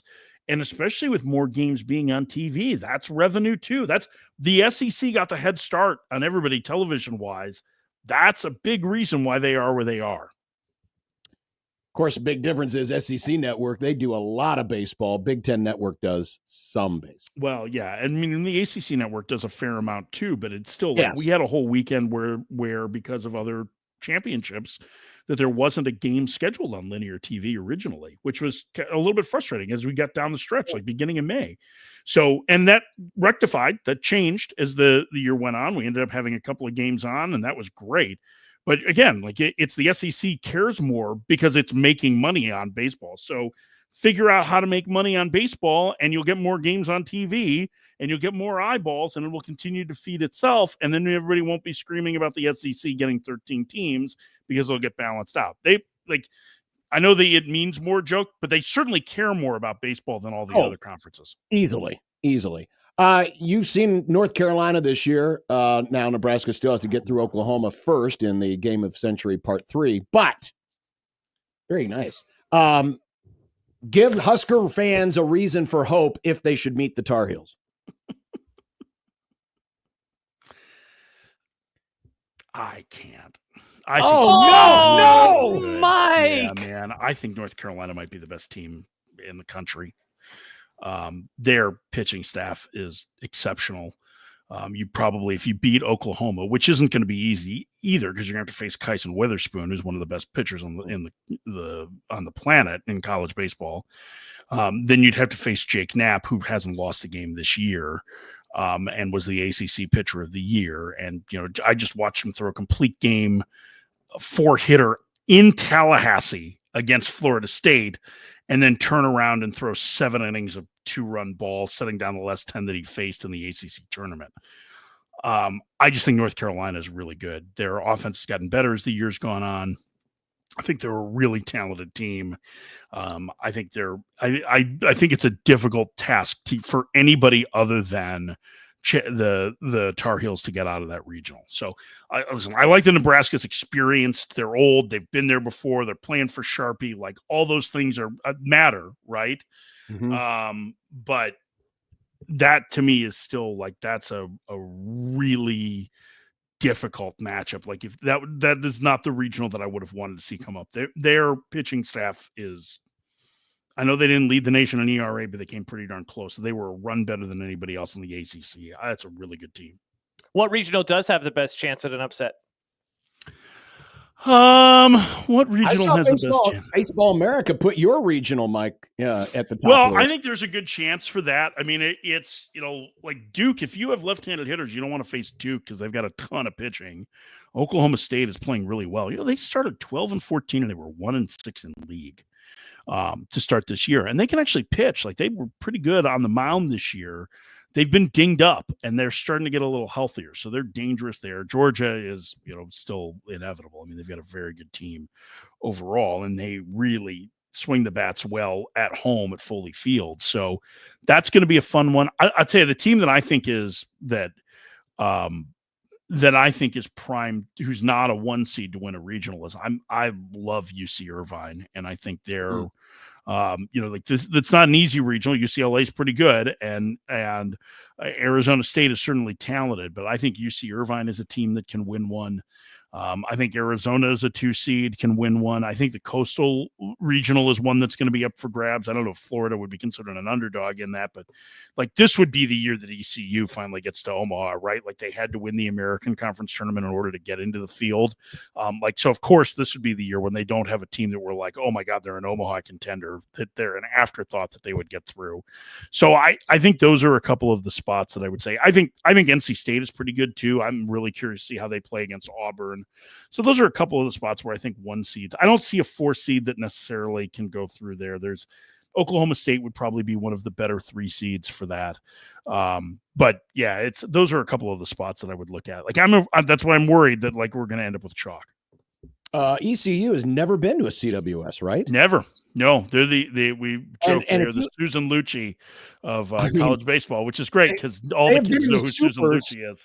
They've been in the Supers 3 times in the last 5 tournaments. Dude, they had a lead on Texas in 22? They had a lead in the 5th inning. They were going to sweep Texas at home in the jungle, and things fell apart. on them, and they ended up losing that super. Like, you want to talk about a soul-crushing one, that was it. They placed Vandy the year before. Remember, Gavin Williams went toe-to-toe with Kumar Rocker and lost like 3-1. Like, they've had some heartbreakers in Greenville. Hey, Mike, non-college baseball question before I let you go. I'm going to Kaufman in a month. Will I see Jack Caglione that day? What day in June? It's Sunday. It's the last Sunday in June. They're playing the Dodgers. Maybe. That's what I was thinking too, man. Isn't that nuts? I mean, I think it's. I mean, get your tickets now because he ain't gonna be in Omaha very long. Nick Kurtz is already in the big leagues, and he was picked right ahead of Caglione. I mean, the thing with Caglione is that he's got to learn a new position, right? Because they don't have room for him at first base, and the chase is still a big problem. Like, as much as people might want to discount that because he hits the ball so far, like, big league pitchers are really good at exploiting weaknesses. And if you're chasing at 40% of the pitches outside the strike zone, especially below the zone, which has been one of the points of emphasis for them and trying to get him to tone it down, like, that's something that may not work that well. So, I mean, he's super exciting and he's got massive power. And we saw him in Omaha. I mean, the last 2 years, he's been hitting massive tanks. Like, his power is ridiculous. And he's a good athlete. He's a tremendous defensive first baseman. I'm sure he'll be fine in right field. He's got a great arm.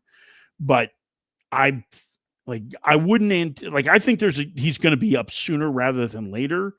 But I would not be surprised if there are some developmental challenges with him until he learns what he really can do damage on in terms of major league pitches. And I don't think he's going to be a particularly high average hitter in the end. We have reached the, nice thing about baseball is you got these holidays that happen. It's kind of a nice little marker post: Memorial Day, 4th of July, Labor Day. Halloween.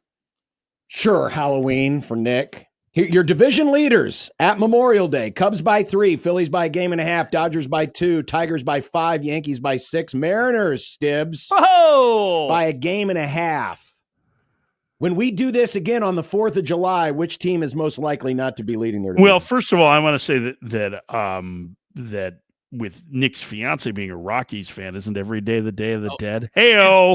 No. She's a Yankees fan. I'm the Rockies fan. Oh, you're the Rockies fan. Oh, yeah. Thoughts and prayers. I watched them win.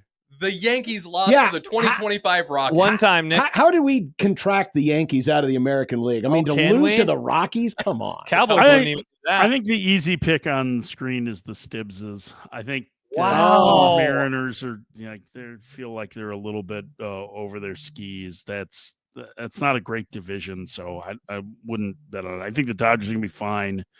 Phillies and Braves and Mets are going to be pretty tight atop that division. Nobody has been able to really play with the Cubs yet, even though they've ceded a little ground there.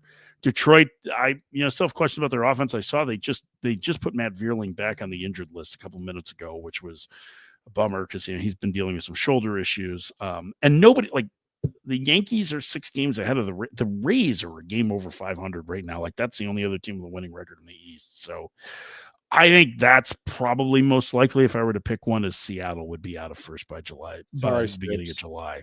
Unreal. Sorry, Stibbs. Oh, I know. I think it's pretty real. It's real talk.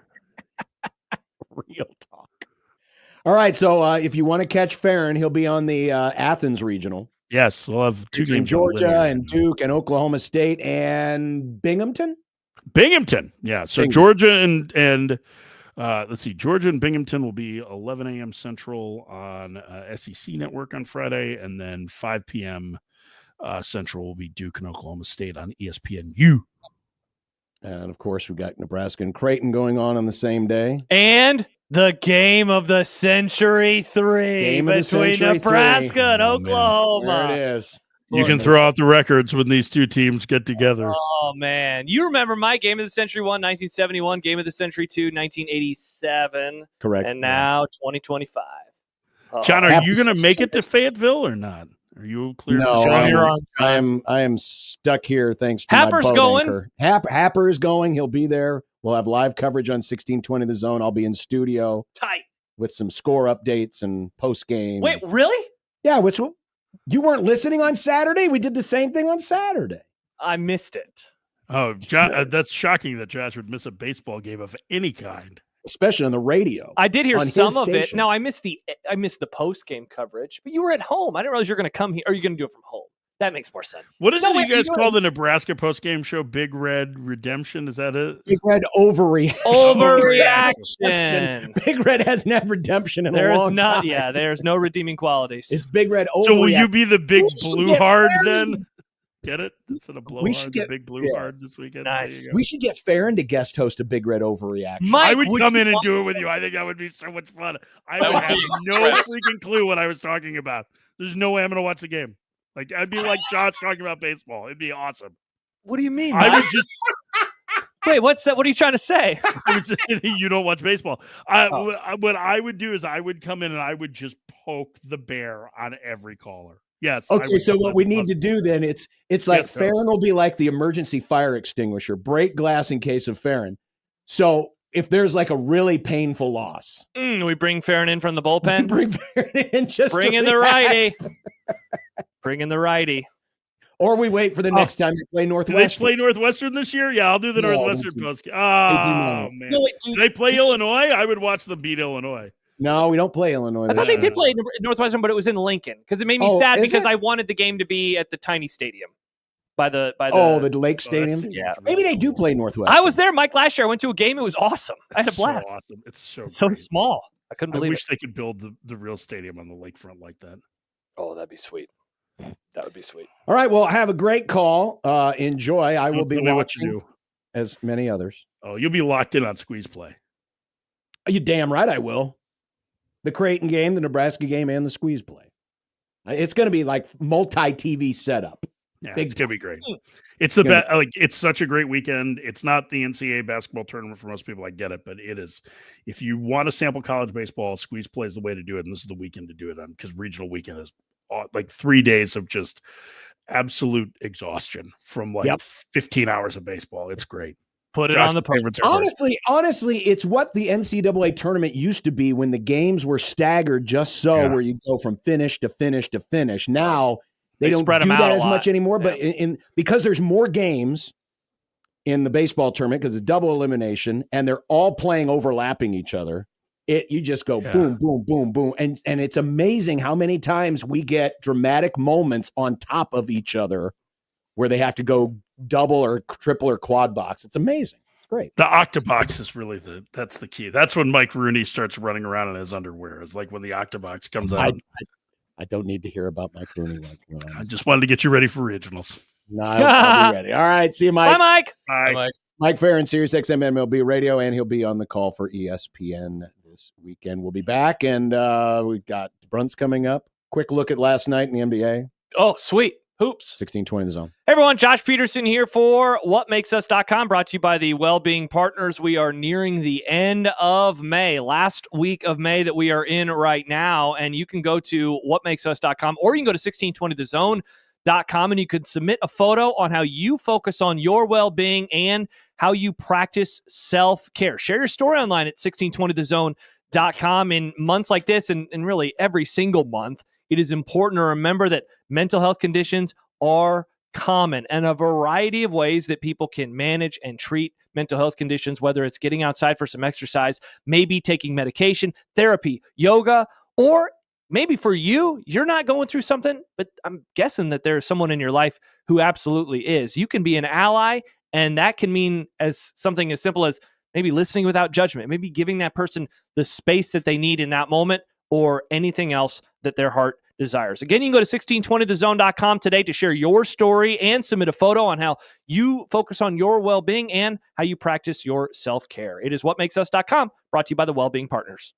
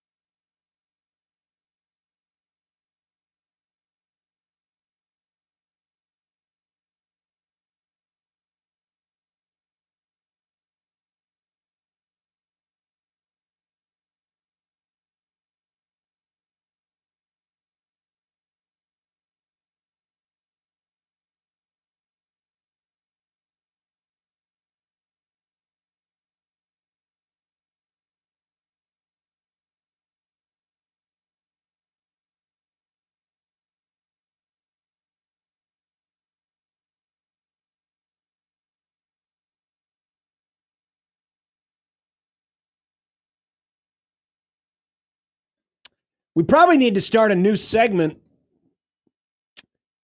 called From the Desk of Josh Peterson. The new writer. Do we have Josh on his typewriter? Will soon. Because Josh Scribes Peterson has some new information for us this afternoon regarding Memorial Stadium. And no, this doesn't have anything to do with a red border around in red end zone. I swear to God. It doesn't. Right. But it does have to do with the stadium. It's mic'd up. All right. Wow, it almost sounded like there was a beat to it. Drop the beat. We predicted at some point in time over the last year how much the Memorial Stadium price tag would be. Sources for the whole renovation. For the whole renovation. John predicted you type $550. Very slowly. Yeah, I know. Yeah, I'm way faster type. Nick, make that double speed, please. You predicted $550 million. I predicted 400. Nick predicted 537. We are all way off.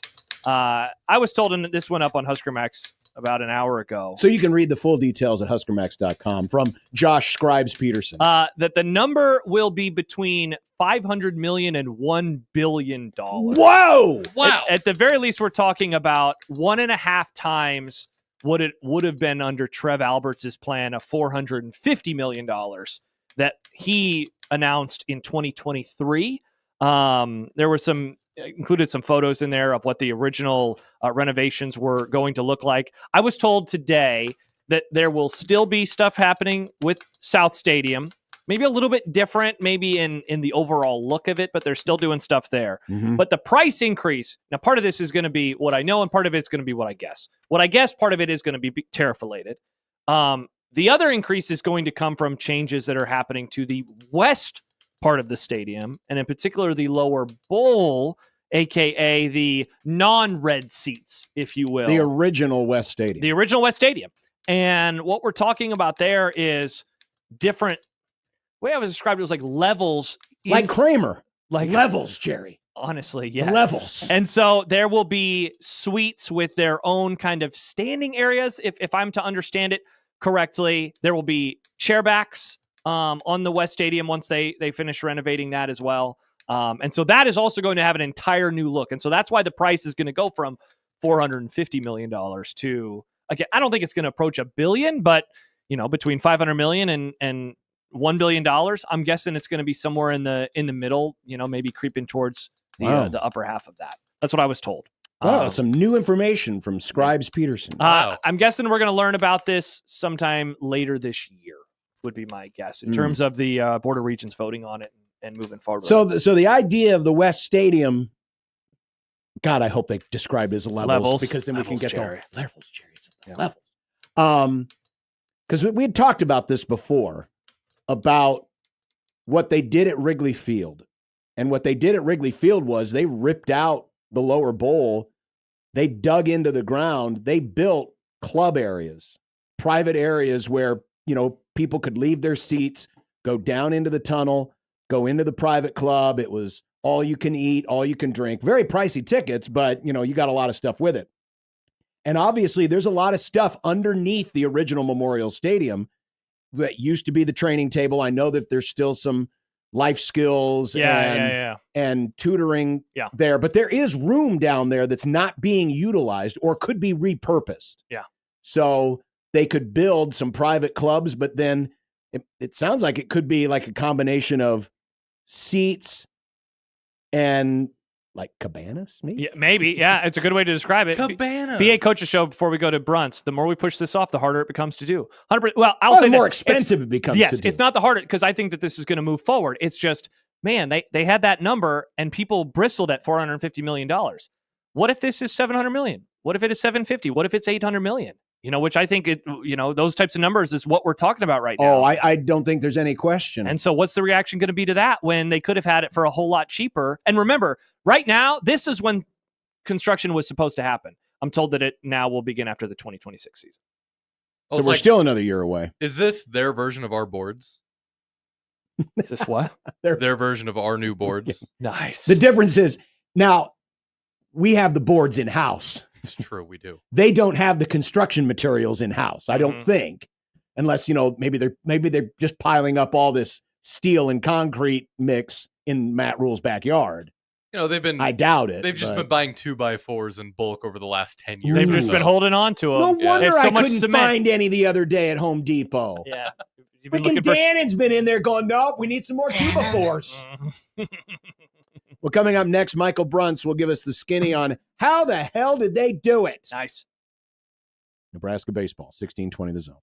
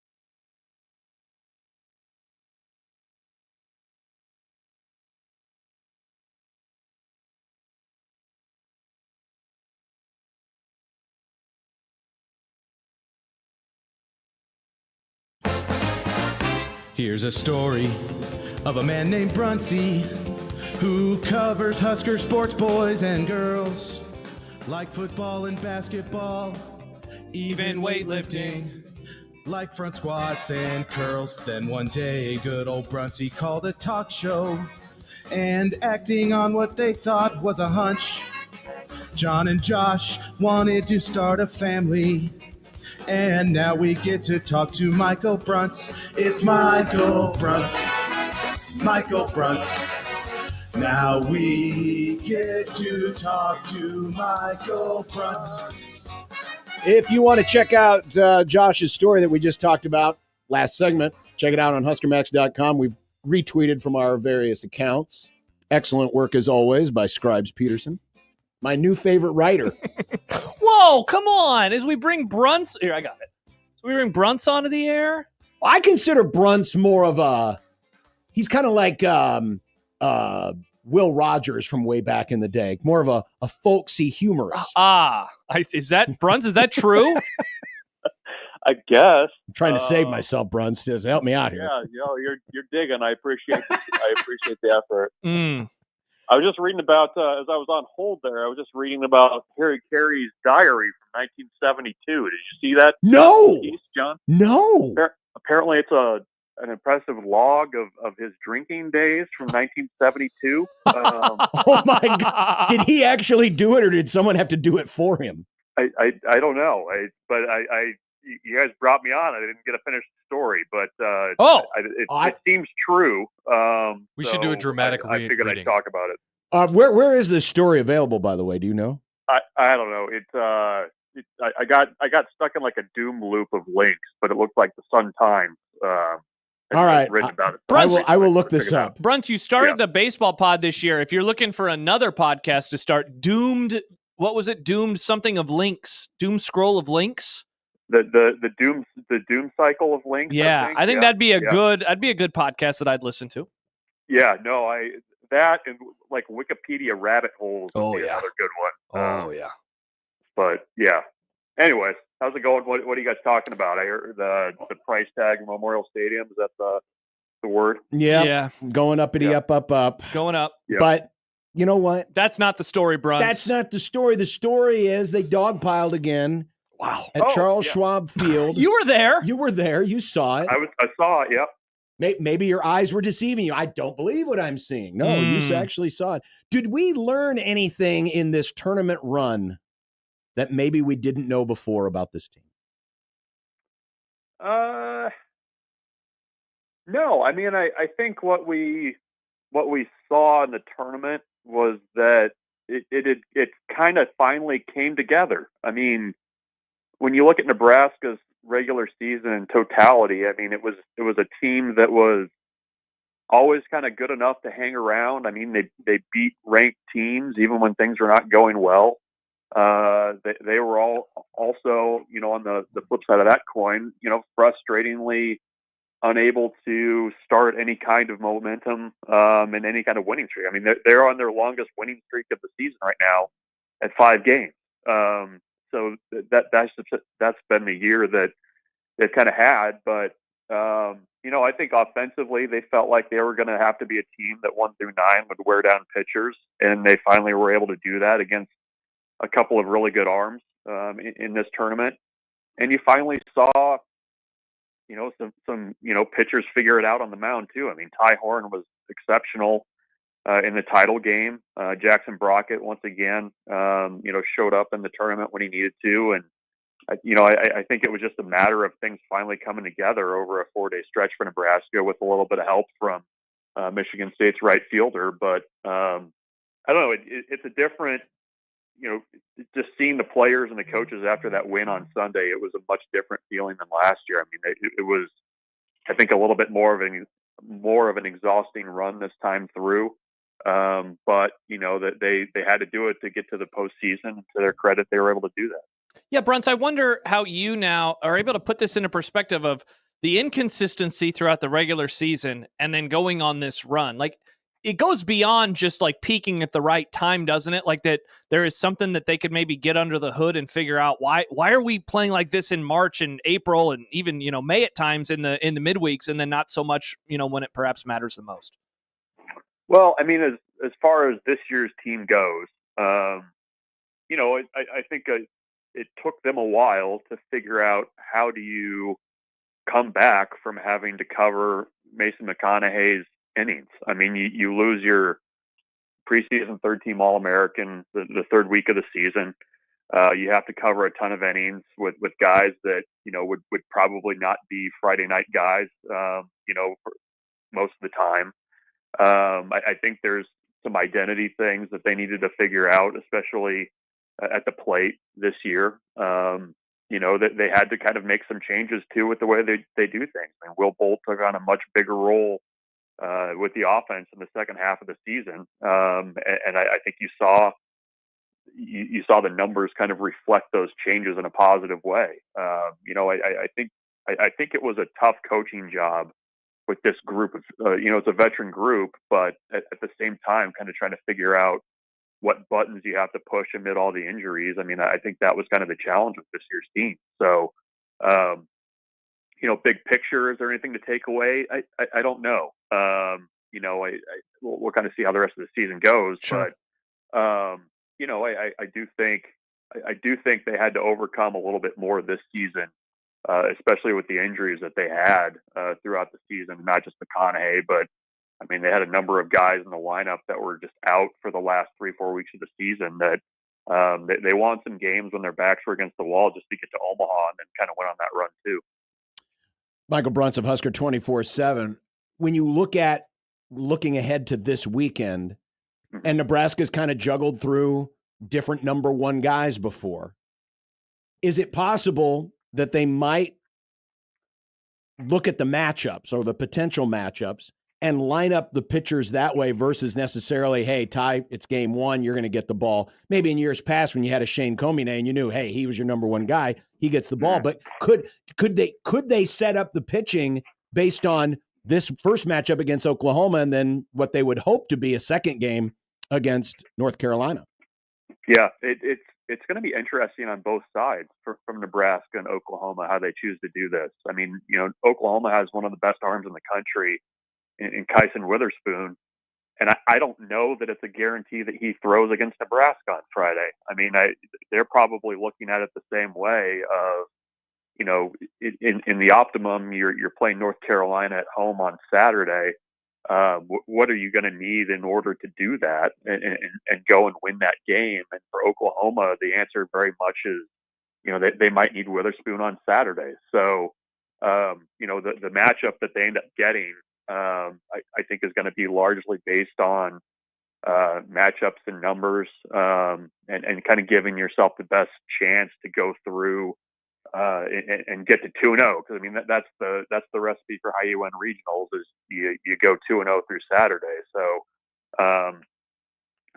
we'll see. But I think Nebraska's a little bit more willing to go matchups, just because I mean they've used Tucker Timmerman on Fridays. Will Walsh has pitched on Fridays. Brock gets pitched at different times, and Horn's coming off of that performance against UCLA, where he did have to throw a lot of pitches, so he would actually be on a little bit of short rest going for Friday. So that's something they got to figure out. And actually, the offenses that they're going to see. I mean, it's not like last year's regional where you had like Florida waiting for you, that was just going to bludgeon you at the plate. These are offenses that I think kind of play a little bit more into the type of game that Nebraska is going to need it to be if they want to extend their stay in the tournament. Bruntz, big picture question for you in regards to Nebraska's athletic department, because we saw the softball program win away from making it back to the Women's College World Series for the first time in over a decade. Baseball has now made it 2 years in a row with a couple dog piles getting them there. Football, I know that they're still kind of trying to reach the highs of the old days, but they did finally get back to a bowl game. Men's basketball, best 3-year stretch in a long time. Women's basketball, really good. Obviously volleyball, and pardon me for not mentioning any of the other, Olympic style sports. I say all that to ask you this. Is the athletic department in its healthiest place in a while? And if so, how have they been able to do that almost under our noses? Because there's still obviously a lot of frustration in a variety of ways. But yet I look at everything right now and I'm like, wow, things are successful again. Maybe not to the level people would want them to be, but still success. Yeah, no, I mean, I think when you take a step back and look at everything in totality, I mean, it has been pretty good the last couple of years. How that happened, I don't know. I mean, you've had what feels like a little bit more stability in the athletic department. I think that, for the most part, Nebraska has been able to weather changes in college athletics maybe a little bit better than other places. I don't know if that's played a role either. But you're kind of at that point with a lot of the sports that you mentioned where, you didn't have a lot of new head coaches. I mean, Nebraska stuck with Fred Hoiberg and kind of let him, reset things and try to turn things around. You had Matt Rule come in a couple of years ago. That's I think people would probably be a little bit more aware of the positive trend of the AD overall if you get football to kind of hold up its end of the bargain a little bit more. But yeah, I don't know. It is interesting when you kind of look at it. I don't. What do they call it now? The Learfield Cup or the Sears Cup or whatever. Nebraska is going to fare pretty well in that this year. And it seems like you've got a lot of the programs that were kind of middle of the pack in their various sports, making good runs, getting to postseason play. And I don't know. I mean, I don't know that there's just one reason for that, but it feels like, maybe a lot of these programs are finally playing up to the resources that they have and maybe what more of the expectation should be. Michael Bruntz, Husker 24/7 on the Prairie Flower Casino Zone hotline. Bruntzy, we appreciate it. Thanks again, and we'll see what happens this weekend if the season will continue. Nebraska baseball can just extending that season deeper into the summer. Yep, we'll see. Take care, Ben. Thank you, Bruntz. Yep, thanks, guys. Michael Bruntz joining us again on the Prairie Flower Casino Zone. I forgot. I got to help you out, don't I? Yeah, Your fingers. This hand is worthless. It's I gotcha. Giant freaking boat anchor. Gotcha. When we come back, it's time for some college football cluster. And there's some new cluster today, including Greg Sankey has stolen the martyr baton from right underneath Nick's nose. Oh. Nick goes on vacation. He leaves to go watch the Rockies. He was supposed to protect the martyr baton. Greg Sankey came flying in and just swooped it out of here. Them damn power conferences, they steal everything. They do. Nick, any update from your dad? Not yet. Rats. Hopefully we'll get an update soon. Yeah, for sure. Back after this on 1620 The Zone.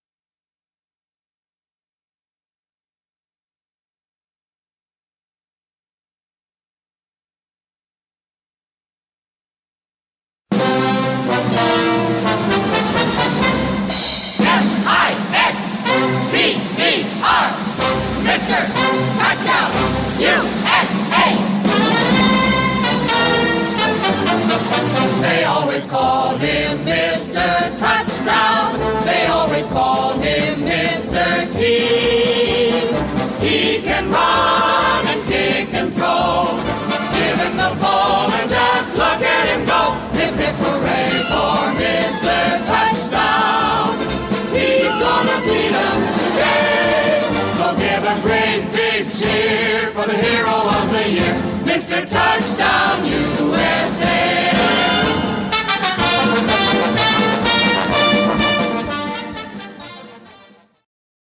College football cluster. Because that's what we've got right now in college football. We got a cluster. And today, well, it actually, a lot of this stuff stems throughout the course of the whole weekend. Yes, there was a million stories that came out this weekend. Many stories. And I didn't read any of them until today. I had too many stories to read today. The SEC meetings are this week. Yes, and I was like, what is happening yesterday as I'm seeing all these quotes from Greg Sankey. Yeah. And he's just taking over my timeline on a Memorial Day. I'm like, what is going on? And eventually I finally figured it out. Oh, SEC meetings are happening right now. Okay. Well, hopefully the video works this time. Remember we had the issue with it last week. Let's try this again. But here was Greg Sankey yesterday. We hope. He had a 45-minute long press conference. We're going to play the whole thing? No. Wow, it's uncut? like Matt Rule. Let's go. See you guys in a little bit. Here was some Greg Sankey from yesterday. He was asked about the college football playoff. Balance what is best for the SEC with what is best for maybe giving up a little bit for the SEC would be better for the whole. Look at a track record. We didn't need 12. Did we stayed at 4, we would have had half the 4 last year. I don't need lectures from others about good of the game. I don't lecture others about good of the game. And coordinating press releases about good of the game. Again, okay, you can issue your press statement, but I'm actually looking for ideas to move us forward. We have to make a decision. The CFP and my colleagues have to understand there's something different here. We all play college football. And so while you ask that of me, I'll go back and say, we didn't need a 12-team college football playoff. Thought it was good for the game. I was involved in that. Others held it up. I thought it was important to get after that work in a time-efficient manner, yet we held up, and then we went fast. When I go back to the college football playoff, I'm open to ideas. There's just not a lot of incoming. My phone's not ringing off the hook. But, hey, here's another way to look at it. And so we'll continue to be thoughtful. We'll continue to try to provide perspective and information to our members and help them guide the decision. And ultimately, I recognize I'm the one who ends up typically in front of the podium explaining not just myself, but ourselves. So good luck to me. Marta Baton! That guy Marta Baton is the worst public speaker I've heard in a long time. Wow. I wouldn't go that far. He's so monotone. Well, so yeah, but that boring. doesn't make him a bad public That's speaker. fair. I mean, it was easy to understand, but there it is, the Greg Sankey Marta Baton. Mm-hmm. Right in Josh's face. Going back to the beginning of the statement. So yeah, he's talking about coordinated press releases and good of the game. And those were words that were both used by the ACC commissioner, Jim Phillips, and the Big 12 commissioner, Larry Scott 2.0. Okay, yeah, I was trying to figure out who is he going after. He's going after the other two, the commissioners of the Big 12 and the ACC. I couldn't tell if that was about like writers or media because people. they put out a quote or a tweet. I don't remember, one of the two. It wasn't a press release. It was a statement, right? But it Like was a statement yeah. that said, hey, and it was in reaction to the changing of the next format to a straight seeding model, where Jim Phillips said, hey, this isn't necessarily good for the ACC, but we're doing it for the good of the game. And the Big 12, what's his face? Big Brett 12 Yormark. Yormark basically said the same thing. We did this for the good of college football. Yeah. And so Sankey's taking the old martyr baton and saying, oh, wait a minute. So you're implying that we don't do anything for the good of the game. Yeah, you do stuff good that's good for you. Exactly. That's what the SEC has long done. And that's what the Big Ten has long done. Exactly. And then the other conferences are just fighting for them. And they're doing what the best for them, but they're doing it to counteract what is happening to their leagues. And that is ultimately what resulted in the Pac-12 going away, is that the Big 12 fighting back from what happened with their league and the SEC pilfering Oklahoma and Texas. They fought back, and that resulted, among other reasons, in the Pac-12 dying. So here's what Philip said last week after the straight seeding was passed. Today's decision was done in the best interest of the sport. It may not always benefit the ACC, but it was the right decision, and that's a responsibility I take very seriously. Okay, and say what you want about, if he's getting on his high horse or whatever. He's not wrong. I think you and I both agree, in a vacuum, the straight seeding model now is the smart way to go. When they came up with the 12-team playoff and all of the machinations of it, in that moment, I loved it. And I loved the 4 automatic buys. I thought that rewarded winning your conference. But at the time, there were 5 power leagues. And Oklahoma and Texas were not in the SEC. And Oregon and Washington, because there were 5 power leagues, were on the West Coast. That's the important thing to remember, Josh. Yeah, when it started. When the 12-team idea first hit the light of day, and Sankey was one of the 3 people working behind the scenes to do it, this was before the Pac-12 died and before Texas and Oklahoma left. And it was during those meetings when Texas and Oklahoma, we found out we're going to the SEC. Correct. And in a way, we always talk about the West Coast losing football. And that is huge. And I don't want to pretend it's not. But Oklahoma and Texas were the thing that really kicked off this complete change, and thus the SEC, in perception of conferences. Because if Oklahoma and Texas are still in the Big 12, yes, we view that league as quote-unquote lesser than the SEC or lesser than the Big 10. But it is not like this massive drop-off. It certainly is in value and money earned. And so, to go back again now to Jim Phillips' quote, he's right, because the 2024 model of the playoff, that was good for his league. Because, now, last year this didn't prove to be true because Clemson won and they had to go on the road. But most years, moving forward, if we had this playoff for the rest of time, in most seasons, the ACC would always get a bye into the second round of the playoff, most years. And now they are giving that up. They are saying, maybe some years it'll happen, and it could this year with Clemson, oddly enough. But in some years, they won't. They will get to host a game, but they would not get to get a bye on into the second week. And so, in my opinion, they were giving something up. And I would say in good faith, and perhaps as an olive branch, hoping that the Big Ten and the SEC won't move forward with their, stupid-ass ideas. Here was a little bit more on what Sankey had to say in terms of the 16-team playoff. He said, 16 has had more traction in my league than anticipated a year ago, and over the last 6 months, 16 became much more central in conversation. We're interested, not committed. And when he's saying interested, not committed, he's talking about what Manfred's boy has proposed, and that is the 4-4-2-2-1-1-1-1 nonsense. He said he's interested, not committed to Cautiously a predetermined number of automatic bids. And he tried to make the point yesterday that, that actually could do us some harm. I'm not really sure how that's possible. Well, he's saying most years we could have gotten, even more than that. Sure. Sure. Which is interesting because one of the other things that came out of this weekend, and I don't mean to keep jumping all over the place, is that the Big 12 and the ACC apparently, or recently, not this weekend, it was reported this weekend, that they put forward the idea of the plan that I would want. 5 auto bids, and that's to the 5 best conferences, which would mean the Power 4 and a best G5. 11 at larges. Right. Boom. That's awesome. A simple formula. I think that's what you would be okay with. Whether or not you want 16 versus 14 versus 12. At the very least, if they're going to expand, and they're going to, that would be the one that I would want. Correct. Because it's on-field merit. It is season by season, and it would get decided.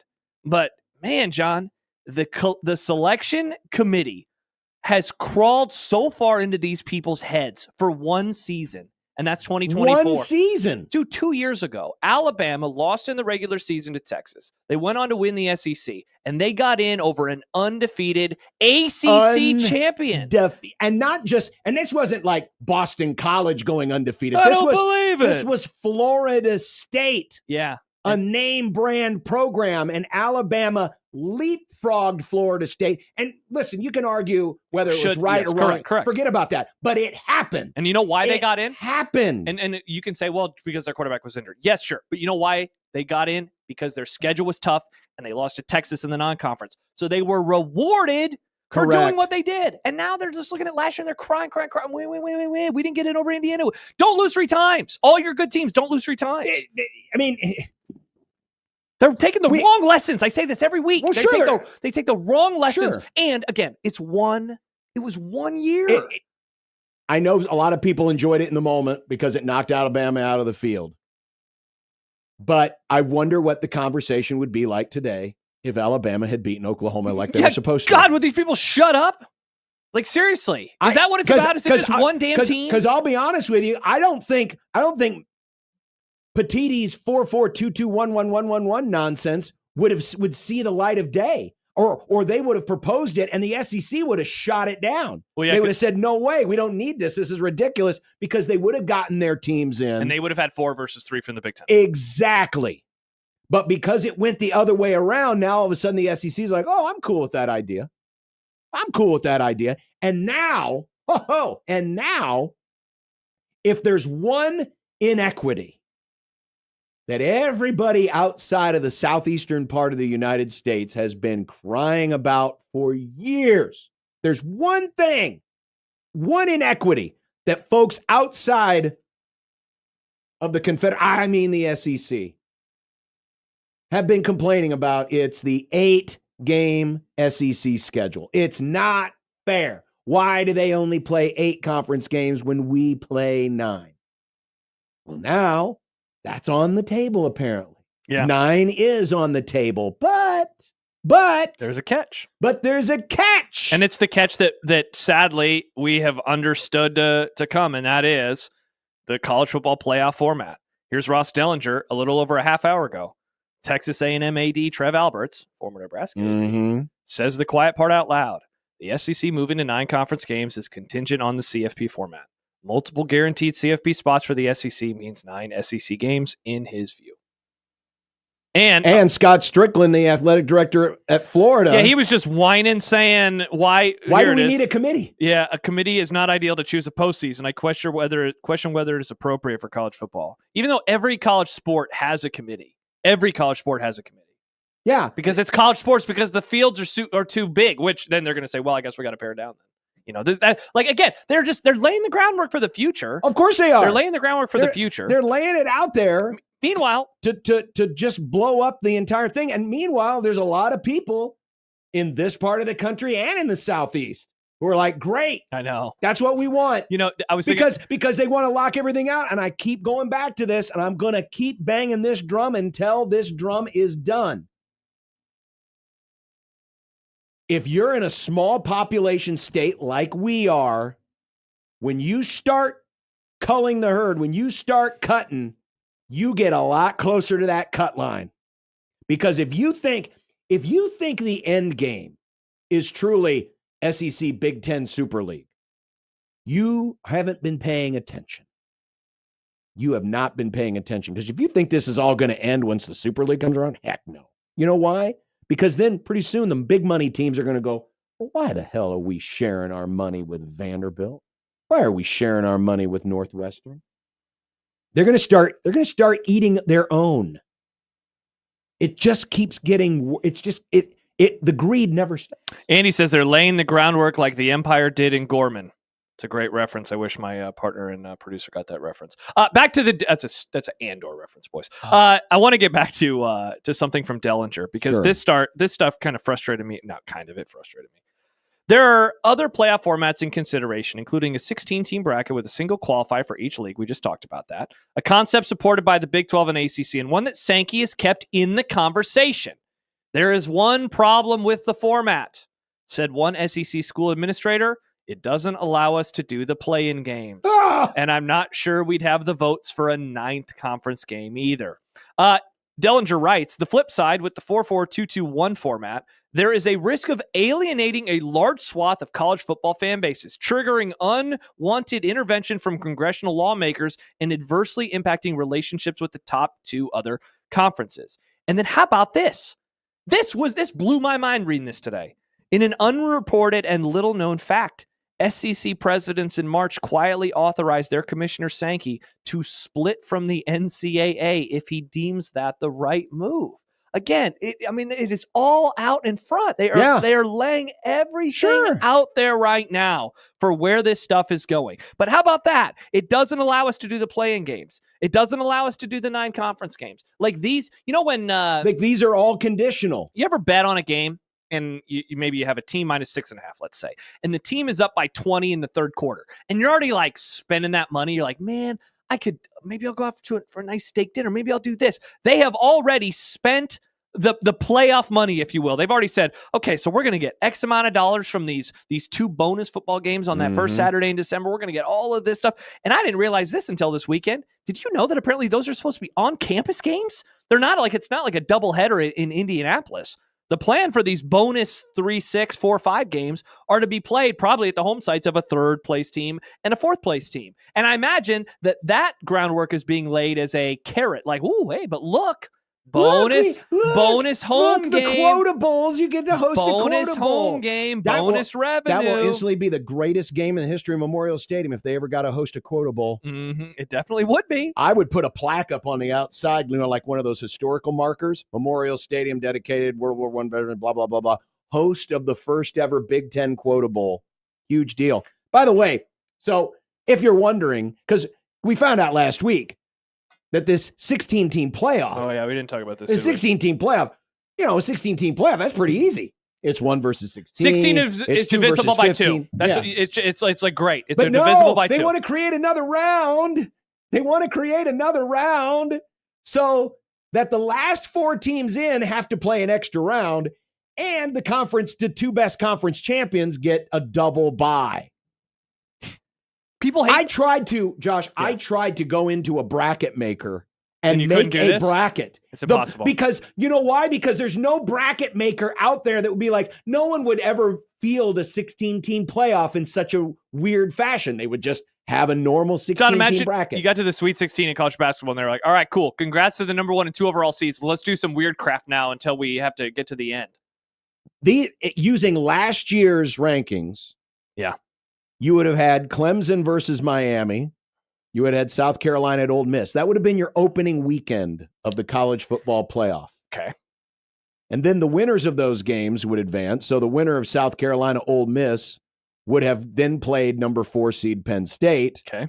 The winner between Clemson and Miami would have gone on to play the 3 seed Notre Dame. And then they would have, I think that would have been flipped. It's not a big deal. Yeah, either way. But then you would have had Boise and Indiana. Then you would have Arizona had 8. State, Notre what Dame. is it? 6 games. Excuse me. So you'd have had 6. You'd have had 2 games and then 6 games. Yeah. And then you finally and then get Oregon to the and quarters. Georgia would have gotten a double bye. Yes, and that is the quarterfinals. And that's the quarterfinals. But already in a sport that's whining about the NFL impeding on our turf, now you're going to try to build an extra weekend. Well, how about this? So Clemson last year, let's just use them because they played in and lost, or they played in and won a conference championship game. So let's say that they're the 16 seed, John. So they played 13 games to that point. So then they win the game versus Miami. So they win 1 playoff game. Then they win in round 2. Then they win in the quarters. Then they win in the semis, and they go to the national championship. That is suddenly an 18-game college football season. And to go back to something that you've been railing on for the last few weeks as we talk about the NFL and the tush-push, you talk about player safety, you talk about all this stuff, and then the kids are suddenly going to play 18 games. You mentioned something as you were reading from the Dellinger story. There was something in that second to last paragraph about Congress. Oh, yes. Yes, read that again. I will read this again. The flip side, with the 4-4-2-2-1 format, there is a risk of alienating a large swath of college football fan bases, triggering unwanted interventions from congressional lawmakers, and adversely impacting relationships with the 2 other conferences. Well, wouldn't you know who won the pony? We've quoted this man before. Have we? This is Philadelphia area Congressman Brendan Boyle. He's Probably a Eagles fan. U.S. representative. He's in our Congress. He's in Washington, D.C. Nice. He tweeted this out yesterday after all these stories came out, and Greg Sankey grabbed the martyr baton and waved it in the air and said, look at me, I hold the martyr baton. Boyle wrote, let me state this as clearly as I can. And then he tags the Big Ten and SEC should be very, very careful about some of the decisions they are about to make because they appear hell-bent on ruining major college football. I think they need congressional hearings into their collusion. Matt Brown who we have had on. This is author Matt Brown. Author Matt Brown. He wrote a lengthy story today in his Extra Points newsletter. It was free, by the way, titled "The Potential College Sports Washington Bombshell Not Enough People Are Considering." And it's a really, really, really good read as he runs through essentially all of this stuff that happened throughout the weekend. And he included that tweet. He wrote, "Boyle isn't some random backbencher either, for what it's worth. He's the ranking Democrat on the House Budget Committee. And if this matters, he went to Notre Dame." And then he starts mentioning other folks in D.C. that are probably going to be involved in whatever happens next. Mm-hmm. And it's like a lot of non-SEC Big Ten guys. You know, it's mostly Ivy League people, of course, but some of the ones that are not, you know, they represent like Senator Crapo from Idaho, Republican, BYU grad, but because of where he lives, he's going to represent who? Boise State. Boise State, exactly. He says, are there enough Big 12 and ACC Republicans, along with Stanford grad coastal Democrats, to potentially make things very difficult for Big Ten SEC lobbyists, should they be inclined? Yes, I think so. And that's the other part about this. And I'll read the last paragraph. He says, when you invite, wait, scratch that. When you beg Congress to get involved and fix your problems, don't be surprised if those same lawmakers become curious about a bunch of other stuff, the sort of stuff that the most powerful folks in college sports would prefer was left well enough alone. And that's the thing, man. They're always like, please, please, please come help us. But then whenever an outsider looks at college sports, like, what are you doing? Again, how many times have we talked about this? If you brought someone in from like England who isn't familiar with the way college athletics works, and you sat them down and you explained to them, here's why things are done the way they are, their eyes would glaze over. They'd be so lost. A lot of these people in Congress are pretty darn close to the same thing. You know, we live here in the middle of college football country. We understand all this stuff. Yeah. Well, I shouldn't say we all do, because I guarantee you there's a lot of people in our audience who still don't understand all this stuff because it's so convoluted and so ridiculous. Yeah. Even though we talk about it a lot more here. But there are people in this country who don't get all this stuff. And when you start spelling it out to them and you start saying, wait, so you don't do it this way, you do it well, why do you do it that way? That's when they start asking questions, and that's when they start wondering. And when you start getting lobbyists jumping in and saying, well, you see, it should be done this way, but it's actually not. And it's because these two guys over here want more money than we get. That's when you're going to get a lot of lawmakers sticking their noses in, and really messy things start to happen after that. Yeah, again, not what they wanted. Not what they wanted when they invited them into the party in the first place. So,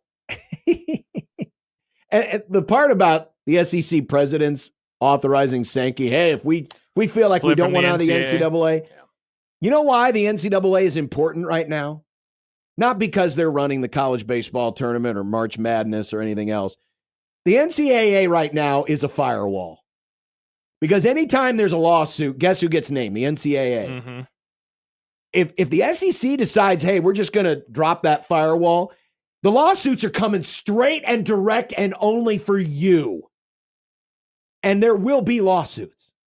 There will be lawsuits. Yeah. If the SEC and the Big Ten decide, hey, we're going to go off and do our own thing, and you don't think that there are going to be interested parties in Texas, in Kansas, in Iowa, in any state that doesn't have Big Ten or SEC football, or maybe does, but they have other interests, if you don't think there ain't going to be lawsuits coming, there are going to be lawsuits coming, and a lot of them. Yeah. A lot of them. Things are well. Things are so well. Doing a good job, everybody. You're doing a great job. I love Hey, it. Great work. Keep it up. Go ahead, Greg. You take that martyr baton, son. You take that martyr baton. I'm not a bad guy, I swear. What you actually are is a patsy, because you know who's not talking right now? Patini. Manfred's boy's not saying a thing. Isn't it He's wild? kind of behind the scenes, kind of pulling the strings and making a mess and coming up with these cockamamie every schemes. story mentions that it's like always his idea. It's like always he's his like, all idea. right, I guess I'll go along with it. Right. But Sankey's the one that's going to stick his neck out there, and now people are willing to chop him off. Meanwhile, Manfred's boy sitting behind the scenes just twiddling his thumbs going, He's the friend in the friend group who kind of like has to get drug along, but somehow is the one who gets caught, while the one who came up with the scheme is like, hiding, went to sleep early. Exactly. Why don't we call him Manfred's Man? Because he's his boy. Because Manfred Mann is a cool band that did a song much better than Springsteen ever did it. Got him. I like Manfred's boy better. It's an insult. Because what Tony Petitti is proposing is an insult to college football. Yeah. All right, when we continue, Sipple's coming up. Nice. We got a super hot take. I was going to say, do you have hot takes? I do. I got some hot takes. We got hot takes. Next on 1620 The Zone.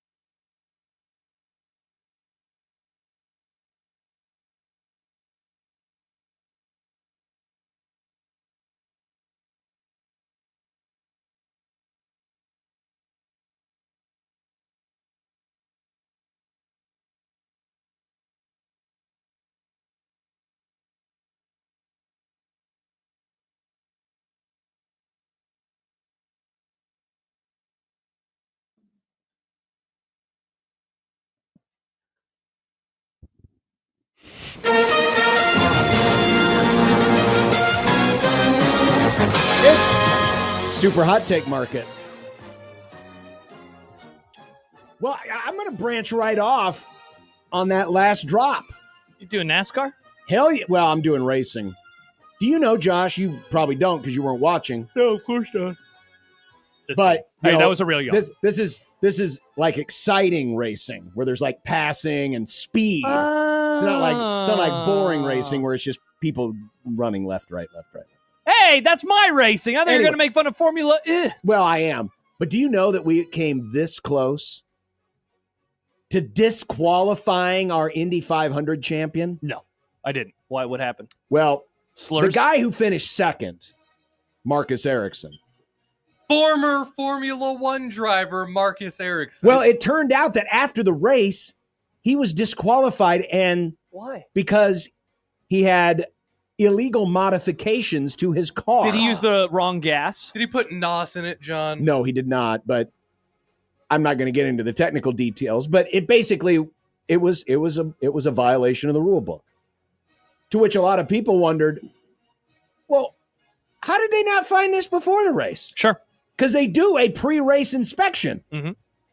We need to do a better job, auto racing, of better pre-race inspections. Yep. Formula One, same thing happens there too. That would be embarrassing. Imagine if we would have crowned an Indy 500 champion and then the next day, oh, wait, he's disqualified because of this. That's the last thing that you want to have. They do an inspection before the race. They should be able to find these things before the race. So what's the hot take? The hot take is you should be finding these things before the race, not after the race. So if you don't find it before the race, are you saying you should be allowed to do it?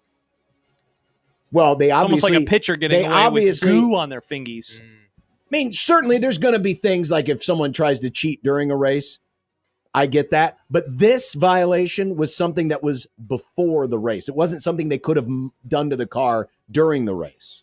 It's something that only would have been done prior to the race. So speaking as somebody also involved in the racing world, that's not a hot take. That doesn't feel like a hot take. That feels like something that should happen. Okay. It just feels like it should happen. But it should. Also, Nick's Monaco. Monaco's always bad. You can't trash talk Monaco. It's not a good race. He just trash talked it, Nick. Monaco's more about qualifying than the actual race. It was so bad. They actually tried something where they made every driver stop twice for a pit stop. Go to the bathroom. Mm-hmm. That's what they should have done. Got to go to the bathroom. Yeah. I got to go to the bathroom, Daddy. That's what they should have done. They instead of making them make 2 pit stops, they should have made them make the drivers get out of the car, go to the bathroom, come back, get in the car, and then race. That would have made it more interesting. See, my hot take is that they should just get rid of Monaco from the calendar completely. You want them to get rid of Monaco? What is this, a new hope? Either get rid of Monaco or make the cars small again, which they won't do. Wow. Just want to destroy a whole place. Hot take, I believe. John, it's time to ban fouling while up 3. Oh, here we go. How? I'm not exactly sure.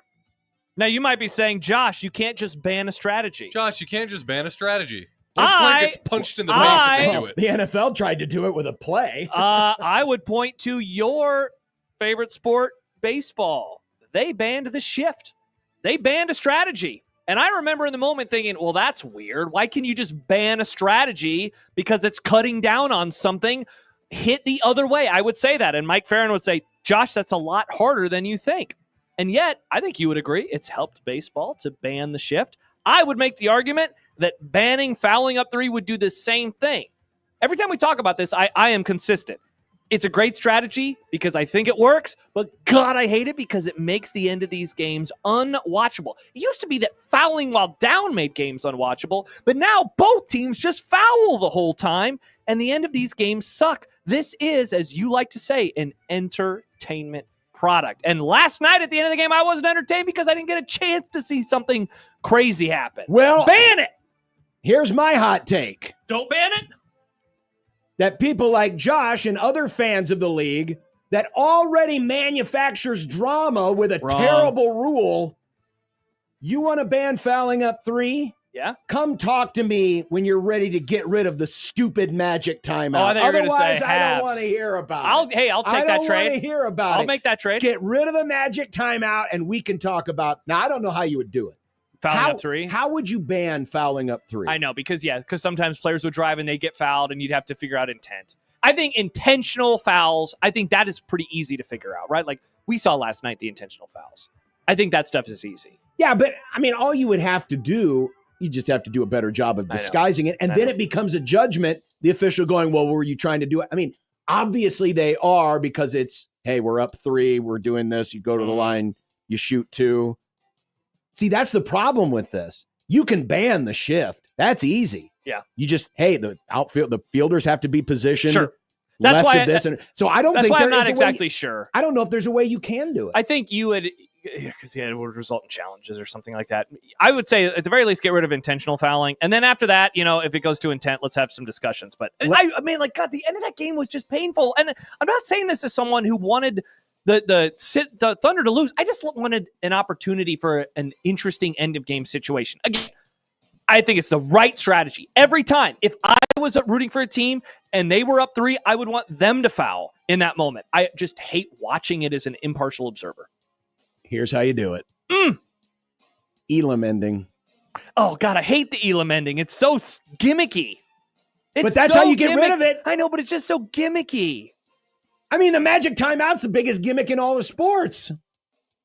That's how you get rid of it, is you designate, I don't remember how exactly it works. Like, usually it's like 2 minutes to go. They designate a number, and the first team to hit that score wins the game. That way, fouling up 3 doesn't make first of all, you would never do that because you wouldn't want the other team scoring. The goal is to make it to the end of the game and get to the score. I know. I think it's super gimmicky. I think that's the only way you could stop this. What about Sam's idea? Couldn't you just have the ref award 3 foul shots if they're fouling intentionally? But again, how do you determine if they're fouling intentionally? Yeah. I mean, for sure, last night, it's easy to see they're fouling. It's like they're not even getting a shot up. They're getting the ball and they're fouling right away. But you're right. There's some gray area here. You got another one? I got one. Well, that was my second. That was my second your one. Hot take was, and I agreed. I said that fair trade. Let's move on. That's a great idea. I'd love to do it. Now, again, you'd have to find a way to do it. Yeah, you just got to figure it out. Hot take I could be talked into. The Will Bolt era moved in a different direction this past weekend. Now, look, I'm not willing to go all the way because they won. Is this just an overcompensation because I wrote someone it this morning? Wants you to eat quote? Swear to God, Crow? I wrote this morning. Okay. We do not know what's going to happen this weekend in Chapel Thrill versus Oklahoma and/or North Carolina and/or whoever the hell they're playing. I don't know. But it is inarguable that Nebraska went into this last weekend and into that final out, playing for their lives against Michigan State and beyond, and they did what they had to do. They got that crazy win, and then they kind of ripped through the rest of the opponents, including yesterday's just domination. I mean, they took such an early lead that it was like, all right, well, I guess they're just going to kind of coast in this one, maybe with a couple moments late where people got a tiny, tiny bit worried. And obviously around here, there's been plenty of discussions. Well, that's it. There's no more hot take music. Well, I thought we were just winding down. No, I'm still talking. What are you doing? He's talking here. Are you not even listening? I am listening. I did that. He's talking here. It's like what happens with content. So I'll start to wind it down. I still had like 8 more sentences. There's so many sentences. I'm just kidding. I have 2 more. It's no secret, though, that there's been debate within this fan base about, thank you, Nick, about firing Will Bolts, or if he's the right guy, maybe more importantly. If there was ever a chance to move forward, put the best foot forward, they started it this weekend. I could be talked into it, but I'm not going to go all the way because what am I, an idiot? They have to do something this weekend for me to believe that. Oh. Because, I mean, they went through the tournament last year. Now, they were a better team last year. But you also wonder, too, how much, and some people did think that this format actually benefited Nebraska. Because they were able to throw Ty Horn in the first game and then come all the way back around, and he could throw Well, then the you have the game. weird rain delay, and then you get to play at 9 a.m. versus a West Coast team that's playing 7 a.m. their body clock. Right. Yeah. So, and I'm not saying that that's the reason why Nebraska won. Nebraska won because they played better baseball. That's how they won. But I don't look at what happened over the weekend as, hey, this is definitely a turning point. It has to show itself in the real tournament. Yeah. And that's this weekend and next weekend and the weekend after that. That's why I could be talked into it. That's why I just talked into it. Just talk. If Nebraska shows me something, if they were to win this regional, I would buy what you're selling or thinking about selling. Thank you, Nick, for keeping that music up. See how important it was to have it the rest of the time? And we get to hear the best NBA theme of all time. I was just cooking, and Nick was like, "Oh, turn it down." I was listening. Barely. I do what I do with content. I started to back it down. Yeah, but usually that's like the last tiny bit of the answer. Last tiny bit. When we come back, what do we got? Steve Sipple, but next already? No, not next. Oh, okay. We still have to get to the SP Plus projection. Yes, we do. Thank God. Back to football. I just gave you NBA and college baseball takes. Back to football. I think we'll hold that after Sip because I want to come back. Well, I do want to come back and talk. We didn't get a chance to really flesh out, and if you missed it, Josh has an exclusive on Husker Man. Oh, about the stadium? About the stadium. Yeah, let's talk about that. So let's do that before we get to Sip because I want to get Sip's opinion as well. Okay. Because he's going to be able to react to some exclusive news broken by Scribes Peters. It's all very uncomfortable. Stop calling me a writer. I'm a radio man. Well, I mean, you did write it. I did write it. Was it. on the and article. then we're talking about it, yeah. You have to overcome all the spelling and grammatical mistakes, but he did write it. Nick proofread it, so blame him. Did Nick proofread it, or did his dad proofread it using the internet? In the 80s. From 1986. He used the 80s computer. I knew it. 1620 zone.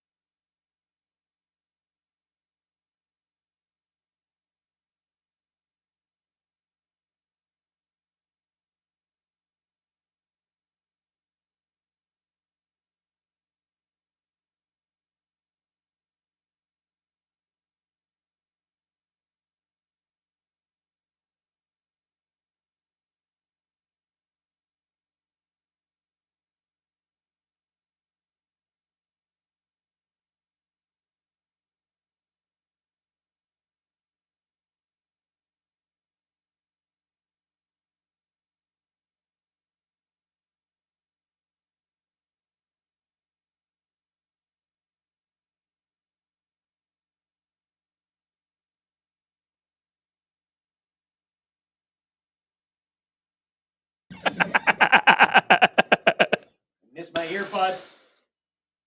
You're doing great, John. You're doing a great job, John. Sucks. I'm glad you're back, though. I am. I've missed you. I've missed seeing your face. You see me through the damn computer screen. It's different, though. You know, I like the camaraderie, the in-personness of it, you know?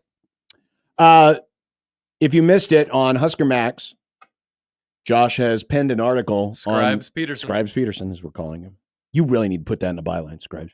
Just change your Twitter or name. have like a logo. You know how back in the day, like columnists. The Tom Chattel hat, the old scribe hat. Right, but sometimes Press. Yeah, they'd put like the picture of the guy, and then it'd be like his autograph from the desk of, Dick Perry, whatever. It'd be from the desk of Scribes Peterson. Dick Perry.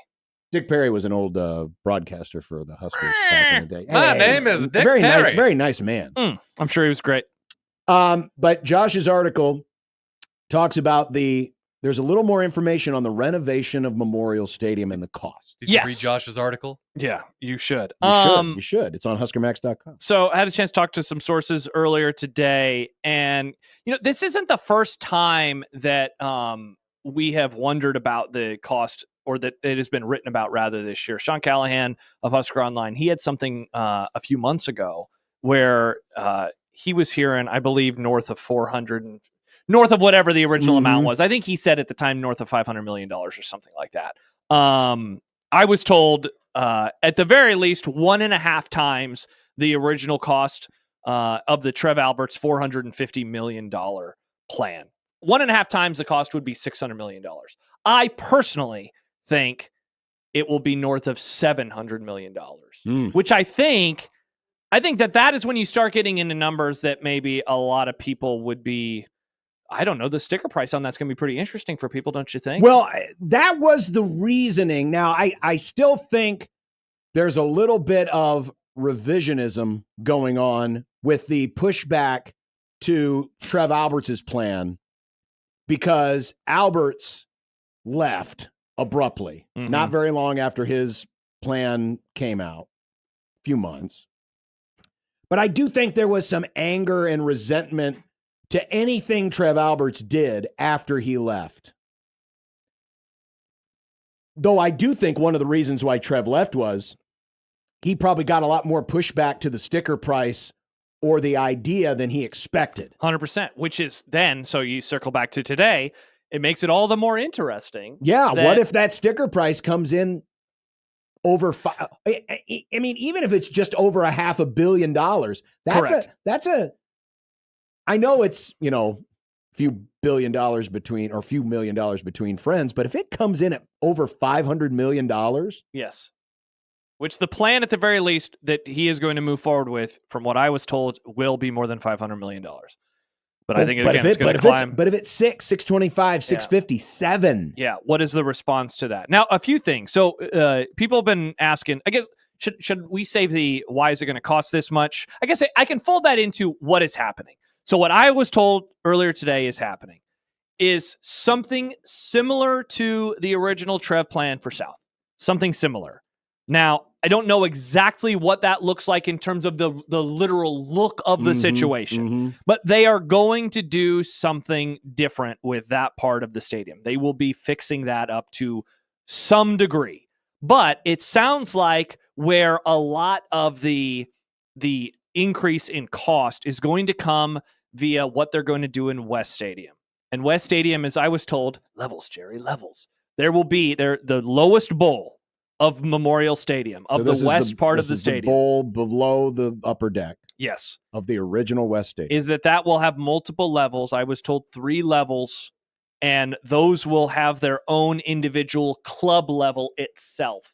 And I mean, the best way that I can kind of describe that is when you sometimes you watch other games and it's like, wow, it looks like there's a little bit more standing area that like what's going on over there. That is how I am to understand it, is that is what's going to happen. Construction is going to start after 2026. Okay, so then people say, okay, how in the world is this going from 450 to 700 whatever million dollars? Well, first of all, it's just natural inflation. Natural inflation. When the plan came out, I believe that Trev, it was bantied about in, like, he mentioned first plans in 22, 2023 was when the plans came out publicly, when we got the price of them. He leaves in 24. As I wrote in the story, it was a little over a year ago, actually, that Troy Dannon, and let me read you this quote because it's pretty interesting. We are all aligned on the need to modernize our aging stadium. But as we have said, any work we do needs to follow our guiding principles. First, it needs to help us win. Second, it needs to advance our goals for acquisition and retention of talent. Third, and equally importantly, it must preserve our financial stability, one of the greatest assets of Husker athletics. Okay, so that was a year ago. A large portion of cost increase, of course, is going to come from natural inflation and the tariffs that are happening. That I do not think that can be argued. But the West Stadium changes was not on the original idea. That was not a part of the plan. Right, because I'm guessing, well, there's going to be some removal of the original West Stadium. Yeah. Now, as we know, it's not seen much because it was covered up by the new press box back in 1999. But there's going to be concrete removal, and because you're dealing with an aging structure, that takes a little bit more. There's going to have to be things reinforced. Yeah. And that was one part I was unable to learn today is what does that look like in terms of they do this then and they do this then and then they do like how many, different phases are they going to work with? I cannot answer that question. Because essentially what they're doing is they're creating more premium seating levels.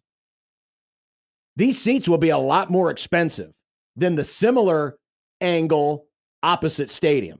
Like the East Stadium, we assume is going to stay the same. Yeah, I was not told anything about changes there. So if you're sitting, halfway up on the 35-yard line, on the east side, you're still sitting on a plank.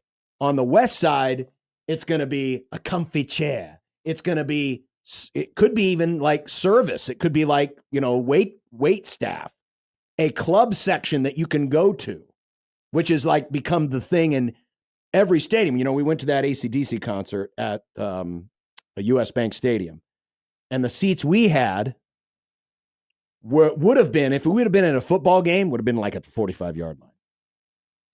But when we entered to get to our seats, we went right through a private 2-level club area that had multiple bars, multiple seating. Yeah, that's the other thing. Individual bathrooms. You assume the guts of the Memorial Stadium is going to be way different. That's kind of what they're talking about here, because you're trying to make a premium. Because obviously, what you want from these seats, you want to be able to generate more revenue. Yeah. To do all the things that Dannon mentions and to help pay for the cost of renovation. Yeah. So how do you do that? Well, the seats are more expensive, but you also have other things, in the back, if you will. Right. The example I always love using for this is Alabama. Go look up Alabama. They have this special level where if you saw photos, you would not think it is the inside of a football stadium. Mahogany. Leather. All these things. It's like, holy crap, that's a football stadium. It is ridiculously nice. And so, I'm just guessing now that, my reporting can't show that. But it wouldn't shock me if they were trying to do something like that. So yeah, that's why the cost, from that to that. Now the other thing, and I just had somebody else text me, the reality is that what Dannon is putting out there in cost is what Trev's plan was going to cost. Trev was woefully underestimating the costs. And yeah, a lot of people also think that is like Trev was wrong. It wasn't going to be $450 million. It was going to be way more than that. Now I would say this, I'll meet you there and say, okay, let's say you're right. I don't think that's still going to land very well to a lot of people if the sticker price is $700 and whatever $1 million. Like that's not going to land great because 450 didn't land that great. And guess what? With projects this big, they rarely come in under or even at budget. Yeah. So whatever number gets quoted to us, if they plan to go through with the full project, it's going to be more than whatever the number is, because that's usually how these projects go, or there will be concessions made. Well, we're going to have to drop that part of it. We're going to have to drop that part of it. We're not going to do that part of it so that the number is cheaper. Let me read you this, and I know we got to get to Sipple, so probably a discussion for a different day. Jed says anything above $700 million should rip the Band-Aid off and build a whole new stadium.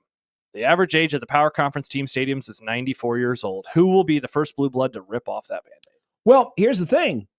A&M Stadium, Kyle Field was pretty old. They basically redid the whole thing. Yeah. It's like the ship. Alabama. Ship of They've been. thesis. I mean, where they're Bryant. Yeah, Denny, it looks like an NFL stadium. It's all different now. Yeah. So I mean, a lot of them they have gone through these renovations in the past. But when you have stadiums like this, especially with the way Nebraska's was piecemealed together from the very beginning, something like this was bound to happen where it was going to be like, oh man, it's going to be expensive. Yep. And Jed's not necessarily wrong. I mean, once you get to a certain sticker price, doesn't it Why not just do a new one, But then, well, where are you going to do it? And how much more will that be? Because you won't build a new Memorial Stadium for less than $700 million. Well, plus, most of the new stadiums are getting smaller, and how would people react to that? Right. I remember still one of the biggest critiques of the original Trev plan was, wait, if the stadium capacity is going to drop to 70,000. People got genuinely upset by that. Which is it's silly, but they do because there is still this measuring contest. Oh yeah, they get out the Schools. rulers. Look at we can fit this many people in, and you can only fit this many. Sam says these NFL stadiums are running like $2 billion if you clean sheet them. Yeah, so I mean, if you wanted to build a new one and you wanted it around 70,000, you're talking about many billions, or you're cutting on video screens, those types of situations, which they wouldn't want to do. So get ready. Be curious to see what Sip thinks of this and other things. And we'll talk with Sip next on 1620 The Zone.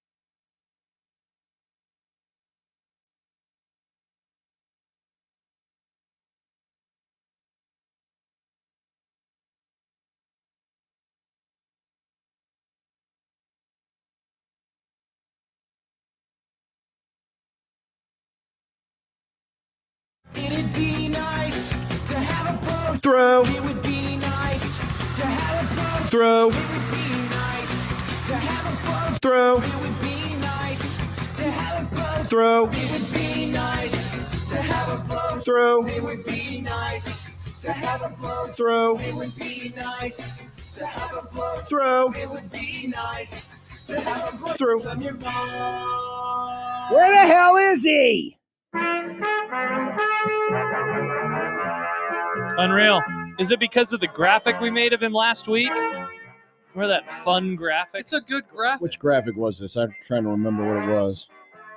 You go to Chili's Oh, if you yeah. can't get into Applebee's. Oh, you know why? That's such a great That's quote. probably why. Sip probably got taken in by the Chili's mafia. Uh-huh. Chili's don't like that kind of disrespect. Chili's does not want to be put in the same league as Applebee's, and Sip completely obliterated Chili's and put Applebee's on a pedestal. So you saying they obliterated Sip? I'm saying that the Chili's mafia may have gotten to our boy Sip. Mm. Well, hopefully he'll join us at some point. I would love to so. talk to him. I like would hearing his too. voice. By the way, now that you're a sports writer, does this mean you're a Springsteen fan? Absolutely not, John. Don't put that label on me. I You mean, weren't born to run. How are you going to qualify for any of these awards that come to sports writers if you're not a Springsteen fan? You have to be a Springsteen fan. Dude, I need to put in my bio. I like Springsteen with a winking smile, just so they think I do. I think you just need to put he works really hard. Yeah, he does. He plays works long concerts. really, His really concert's hard. like 3 Stumbles hours long. all over the place, but he works really Yeah, I hard. heard he's awesome. He's really good. Really good. That's why they call him the boss. Oh, that's why. That's why. That's why. Now, I'm going to admit I was tired, and I knew today was going to be a challenging day because, You haven't driven to work in a long time. well, it's not the drive. It's just Post. I work a lot slower than I used to. I'm like a third of my usual productivity. Oh my gosh! Wow. Anything You that should take- stay home. Stop driving here, John. It's wasting your day away. And anything that takes me a minute takes me 3 minutes now. It's Hey, amazing. congrats to your wife, though. But I did not watch the end of the game last night. I saw The basketball Oklahoma with the City fouling was up, and I was fouling like, up 3. So I didn't see any of the fouling up 3. It was annoying. As we talked about earlier in the hot take market, Josh was turned off by the fouling up 3. He wants to get rid of the fouling up 3. Ban it. Come on, Silver. Man Nerd. of basketball, someone who actually watches the NBA from start to finish. He doesn't just jump in. Padilla? Doesn't just jump in during the playoffs and just glom onto some popular team Is it that Jacob? ends up being a loser like the Lakers. Hey. Padilla actually follows a loser from start to finish. What did he say? He said, I didn't think the end of that game was unwatchable at all. The fouling almost backfired as Minnesota nearly got a last-second shot. The intentional free throw miss rarely works out, but it can be a high-tension play in itself. Sure. What do you think of that counter? I mean, fine. I just disagree. I mean, in it's principle, fun. Here's my argument would be it's more fun to watch the play out. I agree. Let him And play. I I don't agree. I've been saying that in college Now, basketball. if Padilla wants to say, I'm a ball knower and you're not, thus the strategy, I'm not going to disagree with him, Well, no, yeah, it is. I mean, as a strategy, it can be a sound strategy. It can also backfire on occasion. Yeah, I would just rather watch a possession. Like it's more interesting, right? It's like at the end of a football game sometimes where, it's like, oh man, here we go. They're going to have a chance. End of the first Chiefs-Eagles Super Bowl. It looked like the Chiefs were going to have to kick a field goal with a lot more time on the clock. And it was like, can the Eagles go down and tie it or win the game? Mm-hmm. And that would have been interesting. And the refs took that away from us as football fans. Mm-hmm. Now, did I care? Not really. But I'd be an idiot to not say, yeah, it's more fun, though, to get a chance to see what could happen. I just want to see what could happen. But I understand he's right. Like, there is certainly tension to it because then there is a pressure on the making and missing of the free throws that is not there otherwise. I'd rather watch We it. were trying to think of, okay, how do you do it? The Elam ending would get rid of it. Yes. But if you don't want to go to that gimmick. And that's my issue with that is I think that is a gimmick of epic proportions. And I just, not to be, this isn't how my sport has been played throughout my life. Like, it's just like, I don't know. It seems like a 3-on-3 type thing, not an actual basketball thing. What if any foul that occurs, let's say, we'll be safe, last 30 seconds of a game? that the team that gets fouled gets the choice. If they're in the bonus of shooting or keeping possession, if they're in the bonus of shooting free throws, they shoot the free throws. But they can either take the free throws, or let's say they get to take the ball in, and they get extra time put on the clock. Well, that feels gimmicky too. Just to it does, but I'm because you're right. If you just give them the ball, like they're let's just say in fouling. any foul that happens in the last and I'm just picking 30 seconds arbitrarily. You could shorten it. You could say the last 20 seconds, the last 15 seconds. But what if? So let's say, all right, Josh's team is down 3. Go Lakers. My team fouls him because I'm trying to get him to the line instead of putting up an extra shot. Josh gets a choice. I'm going to let my guy shoot the free throws, and we'll try to play it out. Or I'm going to skip the free throws, and I get an extra 5 seconds on the clock, and I take the ball in. Be interesting. I mean, essentially, it would just be like replaying the possession over and over and over. Right, but then it would be a disincentive for me to keep fouling you because it keeps adding time to the clock. Yeah. Though I wonder. And again, is it a gimmick? Sure, it is. Yeah. But I don't know if there's any other way, because you can't just go out there and say, "Well, it's an intentional foul." Because how do you know? Sure, there are times where it's obvious, and in those situations that's what they're trying to do. But I don't think you want to put the judgment in an official's hands to say, well, that was an intentional foul. This wasn't an intentional foul. Yeah.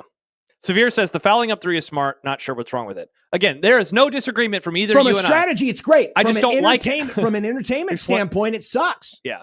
It sucks. Most of the time it sucks because here you're watching a game, and let's face it, you're watching the best basketball players in the world. Yeah. The shot making in this sport is unreal. Is next level. I mean, there is no other level. Yeah, this is the highest level. The highest level and you're in the Western that there Finals. is. And you want to see, I mean, this has been my main argument against the Magic timeout. It's like you're robbing the best players in the world from having to go the length of the floor and let a Steph Curry heave up a 50-footer for the win, or watch the other team try to defend out that possession full court. Yeah. You're robbing us of that. Okay, forget about that soapbox. Nice. But from an entertainment standpoint, I just want to see what happens. I want to watch Halliburton shoot for the tie. I want to watch Brunson shoot for the tie. I don't want to watch Indiana foul Jalen Brunson with 3 seconds left and send Jalen Brunson to the free throw line. Even while I acknowledge it's a good strategy, but as a fan, just find it boring. I don't want to see it. Yeah, and if you say, it's exciting, okay, fine. Would you rather watch the free throws or would you rather watch Jalen Brunson with 2 guys in his face jack up a 35-footer and win the game? For sure, or at least tie it. Yeah, for sure. I'd rather watch that. Well, let's bring in. He's a ball watcher. He is. Sip, we've been debating the fouling up 3 like we saw at the end of the game last night. Josh wants to get rid of it. He wants to eliminate Ban it, Sipple. Get it out of here. Does fouling up 3 bother you watching that game last night? Well, I didn't watch it. Well, geez. Next thing you're going to tell me you didn't watch Nebraska baseball. Big NBA fan. I fell into a Your Honor rut. Your Honor, Bryan Cranston, the series. No. Yeah. I fell into that. Cool. I made a conscious decision at tip-off. Now I'm watching Your Honor. Sometimes I decide to read a book. I understand. We need a new logo. We need a new graphic. Okay. Yeah, it was very in my mind half profound. Sometimes I find myself thinking, why am I in the sports world? I don't even like it that much. But anyway, yeah, you do kind of hate it. Anyway, but I don't agree with Josh. I don't mind foul. What do you have a foul to give? Is that what you're talking about? No. I just don't like what happened last night. So the Thunder were up by 3. The Timberwolves had the ball, and the Thunder fouled the Timberwolves with 10 seconds to go, so they would not attempt a 3-pointer. I understand that it is a smart move strategically. I just don't like it as a fan. I want to see them attempt a 3 and try to win or tie. Oh, I get that. I understand your take. Yeah, but you'd have to rewrite the rule. I know for that to happen. That would be the tough part. We agree. Yeah. It was a great game. I know I missed a great game. It was a great game. as he's watching Your Honor. As he's watching Brian Cranston as a judge. It was really bad. So I made a conscious decision. In fact, I told Alex, okay, I'll watch the game. I'll text you during the game. Didn't watch the game. Didn't text him. He texted me at the end. It said Wolves need to stop here bad. And I was like, oh God, this is really embarrassing. And then I thought for a second, the Wolves must have won. Wow. I wrote, wow, series tied 2-2. And it's like, then it just it just kept getting more embarrassing. I didn't watch the game. I got the result wrong. I tried to scramble to act like I watched it when I didn't watch any of it. You faked it. Just say, man, it was a close game. You faked it. Anyway, yeah. Your Honor season 2 is pretty good.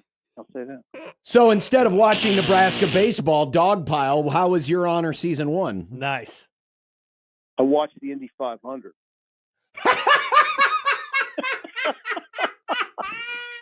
Sip, I love you. Because I watched the Indy 500 too. I never watched the Indy 500, and I got a friend in the neighborhood that does my truck work. He's my fleet manager, and he was doing work on my truck, and he had the Indy 500 on. I wasn't going to tell him to turn it. Oh. So I was watching that on the big screen in his garage. It was fabulous. You guys probably watched the Indy 500. No, Josh refuses to watch anything watch with that cars. crap. I love it. I enjoyed it. I had a good time. John Smart. It's not crap. It's sport. It's real sport.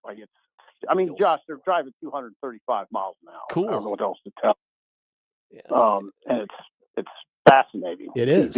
I'm sure it'd be really cool in person. On TV, it just looks boring as hell. Oh, Josh, I got to tell you, you're a TV guy. Fox covers it so well. I don't know how they do it. That was their first one, Sip. Did you know that? Fox. John, that's their first Indy 500 ever. Is that right? Yes. They just got the I'd say contract. 8 plus. It was good. I enjoyed it.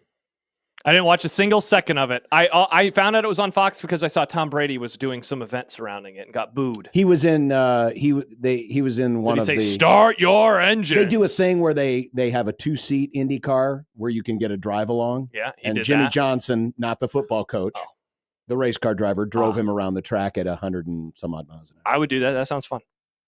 Maybe I'd respect that stupid sport more. So, Sip, are you aware that the Nebraska baseball team won the regionals or won the tournament this week? Yeah, I paid attention to it. The race had ended, and then the race had ended in time for, I'm going to say the 7th, 8th, and 9th innings. Yeah, that's about right. That's about right.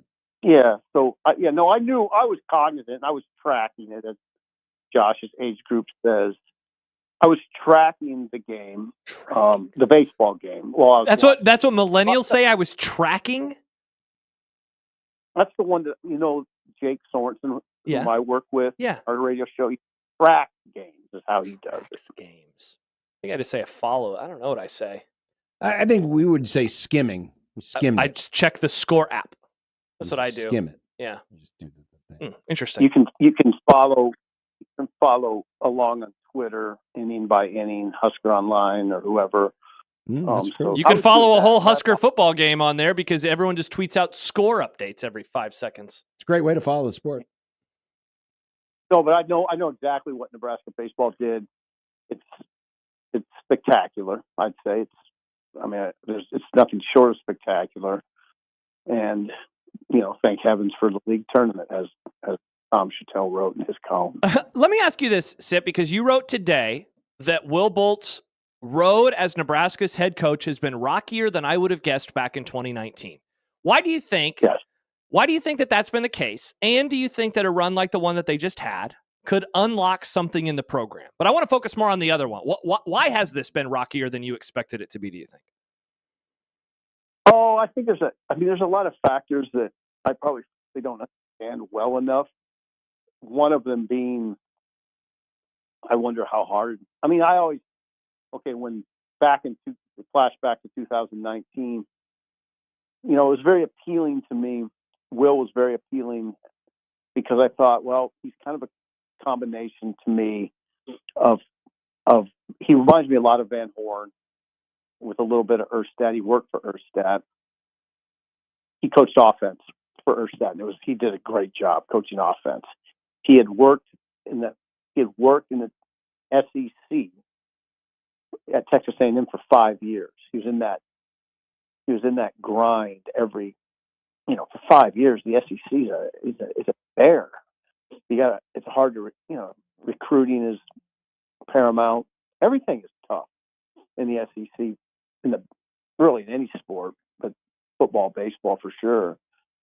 So I thought, perfect. Now, the recruiting dynamic changes because it's the Big Ten, not the SEC. So maybe I overestimated that part.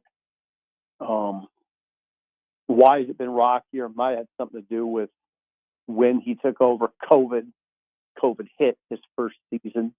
It basically wiped out his first season. Mm-hmm. It's not totally different than I thought it would go, but this result affects that conversation greatly. In that, if we were sitting here, if Michigan State's right fielder catches that ball, and we were sitting here saying, "Oh, Will finish 500 this year," and his team failed to reach the NCAA tournament for the third time in 5 years. They only have 2 appearances in the NCAA tournament. And I'm going to say 5 years, even though you could say COVID's 6. Mm-hmm. I'll just say 5. That's not great. I mean, you'd be kind of, you'd kind of be wondering a little and questioning what's going on. But they made a big run. They've won 5 straight. They've won 9 straight in the Big Ten tournament, and you look at it different now. That's what results do. Results change the narrative. Steve Sipple joining us from HuskerOnline.com. Don't know if you know this, Sip, but Josh has entered your world. Scribes Peterson here penned an article today. Saw it. Good job, Josh. Oh, thank you. But it's new information on the stadium project. Right. I saw the numbers. Yeah, I mean, I think what Josh reported was it'll be somewhere north of 500 million, maybe less, probably less than $1 billion. My guess is between 500 million and 700 million. I don't know that it would exceed that, but yeah. And then I don't know I know Troy Gannon's talking on the radio tonight on that statewide network.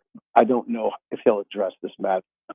Hey, so let's say it's the top end of what you just mentioned, $700 million. You remember the response when Trev Alberts' plan came out at 450. What's the sticker shock of a $700 million stadium project?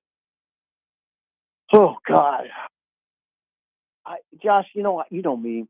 I usually don't like to paint in large swaths. I don't like to deal in generalities. Mm-hmm.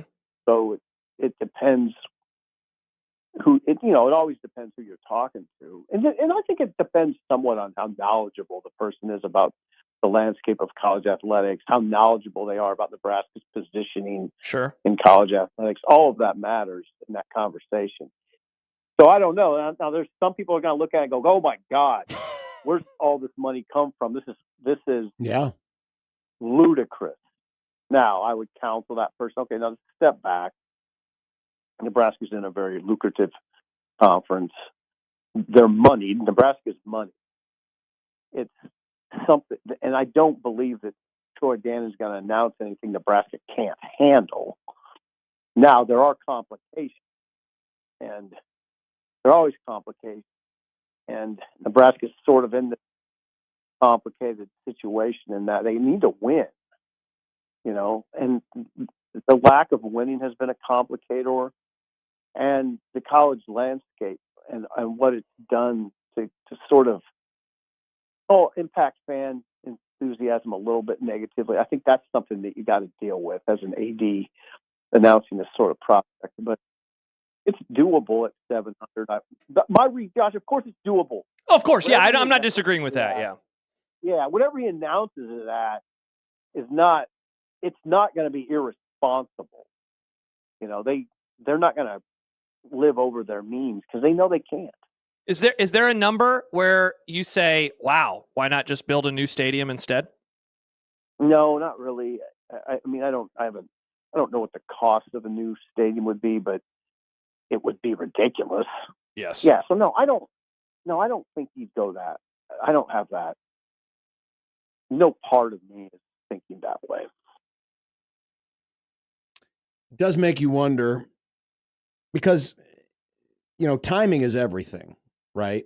The one advantage Bill Byrne had back in the day when he announced all these different big projects, they were winning, Mm-hmm. and it bought in. You wonder if Dannon is going to try to time this announcement with a successful season, right? And so how much of the announcement is going to be made, you know, in the moment where maybe Nebraska's in the middle of a winning streak, or maybe betting on this season being really good and going, okay, we're going to strike while the iron's hot. Obviously, the chance you take is, what if the season doesn't go well and then all of a sudden you're up against the wall? But, you know, having success allows you to make big, bold announcements because people are like, all right, we got to get on board. We got to keep this winning train going. For sure. Now, John, I think there's going to be some form of announcement in June. I mean, you think so? Board of Regents meeting. Yeah, there's got to be an official. It's got to be dealt with in an official in an official manner at a Regents meeting in June. Now, what they unveil at that juncture, I should say, I don't know. But we're going to know, and I believe the date is June 19th. I'd have to double check. But we're going to know a lot more in June, next month, because there'll be some formality at that point where the Regents, it's going to go before the Regents. Dannon will discuss it. I imagine it'll be a pretty big to-do. So, John, I don't know that they benefit from any sort of winning at that point because the season will have started, but maybe though you actually do it before the season starts. You are correct. June 19th is the next Board of Regents, and usually the minutes go up.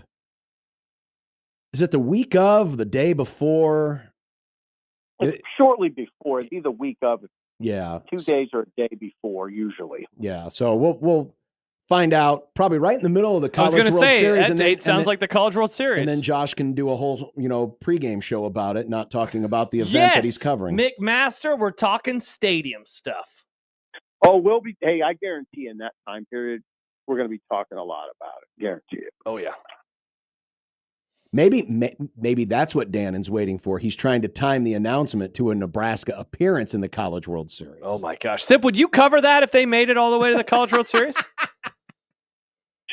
Yes. No, because season 3 of Your Honor is. Oh, yeah. It'll be streaming. I'm way too open with you guys, but I would, I'd most definitely cover that.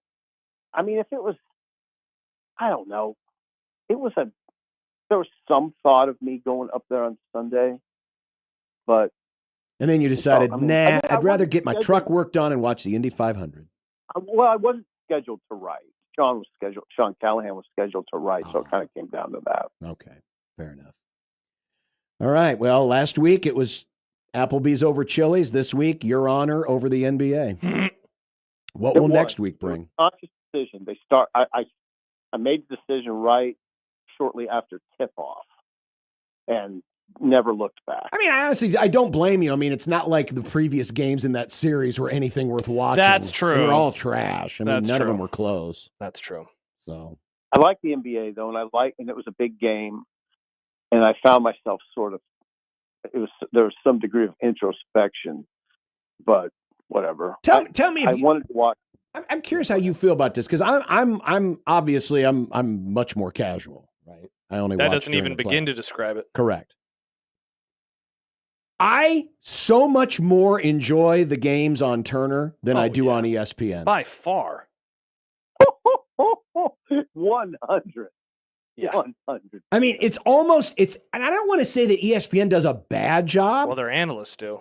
But it's almost a turnoff. Like it's a disappointment that, oh man, I was hoping this game would be on Turner. I love Mike Breen. I think Doris Burke and Richard Jefferson suck, and there is zero chemistry.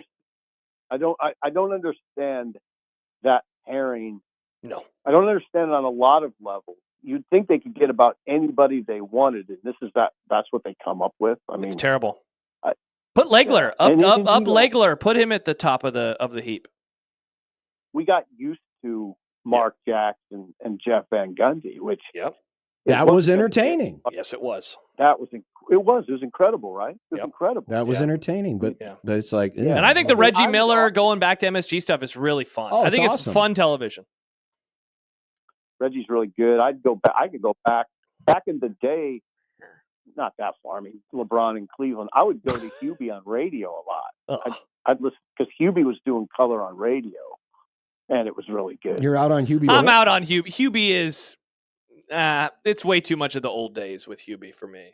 I'm okay. I don't Give me need- Dick Stockton and Tommy Heinsohn. Wow, Come on. look at you. Let's go back to the 80s. God, we definitely share that opinion. It was always great because Tommy Heinsohn was trying to shadow all of his Celtic bias while the Lakers were kicking the crap. I out liked of him. I liked Marv and Walton and the Czar, Mike Fratello. That is from my youth. Oh God, good times. Oh God. Well, the good news is NBA is going to bring them all back from I the hope dead. the AI versions of Yeah. them all. It's going to be great. It's going to be great. Yeah, Fratello. I forgot about Fratello. Remember Mike Fratello? The Czar, Mike Fratello. Good He was times. great. He was great. And Marv was like, Those guys were incredibly good. Sip, have a great rest of your week. Yeah, thank you guys. I appreciate your patience. No problem. we love you, Sip. Have a good day. It got us. All right, see you. You bet. Another excuse to. Oh, that's me. I keep forgetting that I have to do it now. My bad. Yeah, we're on the wrong side there. Yeah. All right, when we come back, we got SP Plus. We'll definitely get to SP Plus, but we also have Got to get to content. that Caitlin Clark thing too. I bet, huh? Are we turning into the Happer Show? And SP Plus is our thing that we have to get to. The good news is Caitlin Clark's out for a couple of weeks, so now we don't have to get to Jeez, it. John. Good news. Well, I'm saying Women gets hurt. John celebrates. No, it's my goat and your goat, Okay, John. You can't talk It's about good it. news. It's good news for Angel. Now she gets all the attention back. She can go miss layups with impunity now. Back after this on 1620 The Zone.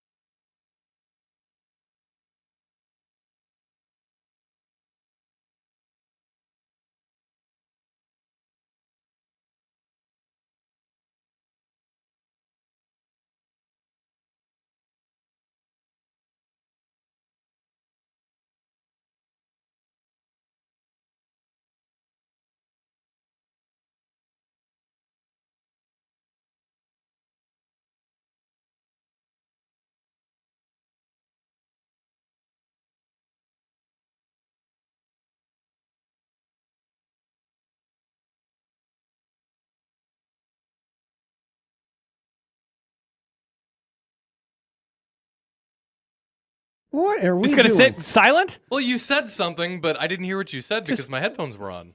What'd you say, Josh? I said Bigelow. He said Bigelow. Why did you just click it? So I'm just going to back out of it without saying anything that would ruin our relationship. Everything's football brand. We're sitting here in Omaha, Nebraska, talking about college basketball. And there are people employed by your radio station that have been itching to talk about spring practice the last 2 weeks because they think that that's relevant and that's what needs to be talked about in the month of March. Dude, it's football season. It's March. Crimea River. Like, yeah, it's a football conference. Yeah, it's football. They care. Football. Give me all the Kool-Aid for sure. My apologies. Well, it is time to attempt to resuscitate the dying carcass that is college football. Hey, if the or leaders, football, just football in general. Yeah, we do NFL sometimes. Yes, it's the sport of football. We know it's dying. Too many people are getting hurt. CTE. Greg Sankey, Marberton. I was going to say, have you seen what they're trying to do? They are actively trying to kill they're trying it. to murder it. Yep. But we're trying to keep it alive with the Jacob Bigelow Memorial Offseason Football Topic of the Day. Nice! We were going to get to this Friday before Ari Wasserman had to have takes. Oh, And yeah. then we had to have takes about the takes. I love takes. But friend of the Grum, Bill Conley of ESPN, released his first SP Plus, first post-spring SP Plus. And this is his methodology that he uses to predict games. Yes. And this is how we get some of these win projections. And so we went through the SP Plus and we determined what the season is going to be. So if you don't want spoilers, because as we know, how these the season will these things unfold? are 100% accurate. They have Will never win, been might wrong. win, should win, won't win. Here we go. Nebraska's 34th in the post-spring SP Plus. Yes, they're back. Their first game against Cincinnati. And I'm using a 3-point home field advantage. Whoa, what year is it? 1992? 3 points is about standard. It was standard. I think they go like 1.5 now. Well, I'm going 3. That's fine. Like I said, it's 1992. It should be worth a field goal. Okay. And I am counting the Cincinnati game as a home game. Let's go. We'll be there. Because it's going to be a home game. 2 of us will be there. I will see My Chemical Romance and Devo at Soldier Field. Who's Devo? Whip it good. Nebraska should beat Cincinnati by 12, according to Bill Conley's SP Plus. Wow, that is a win and a cover and a very happy post-game show. Very happy. So we won't have to break glass in case of Farron? Yes, not yet at least. Akron. Oh, they're going to whoop that ass, John. 31 points. Woo! That's a butt whooping. Houston Christian, because their FCS not available, but we all know. $1 billion. Going to be a win. $1 trillion. Michigan. SP Plus likes Michigan. Oh. Michigan, according to Bill Conley and factoring in Nebraska's home field, should be about a 9.5-point favorite. Hey, that's better than winning 45-7 like they did a couple years ago. That's true. You'd rather lose by 10 than by 38. Michigan State, just like Cincinnati, 12-point win. At Maryland. Couple road games in a row. At Maryland. Huskers by 7. Ooh. That means Nebraska's 5-1. Well, 4-1. Oh, no, yeah, 5-1. Wow. 5-1. 5-1 for the second straight year. At Minnesota. 6-1, John. This is where we get our first real true coin flip because technically it's Minnesota by 0.1. What? It's going to overtime, and we know what happens when they go to overtime. So we'll mark that down as an L. 5-2. They Northwestern, 18-point win. Woo! Suck on that, Wildcats. USC, 0.9-point win. Nebraska is back. 7-2. This is their best November record since Mike Riley was at the helm. At UCLA, 3-point win. 8-2. Big Ten UCLA, people forget. At Penn State, Big noon. 22-point loss. Oh, God. And then Another big game out like usual. Iowa. Again, thank that home field advantage. A 0.5-point win. Kids, if you've been keeping track, that means Nebraska would go 9-3. Whoa. Get the 9-win cake. We've and been waiting. by the way, 5 one-score games. Nebraska 4-1 in those games. Groin kick era, gone. 9-win streak, gone. Nebraska, back officially. And here to stay. That's what Bill Connolly's SP Plus formula dictates. Wow. That would be quite the season, Nick. You'd take that.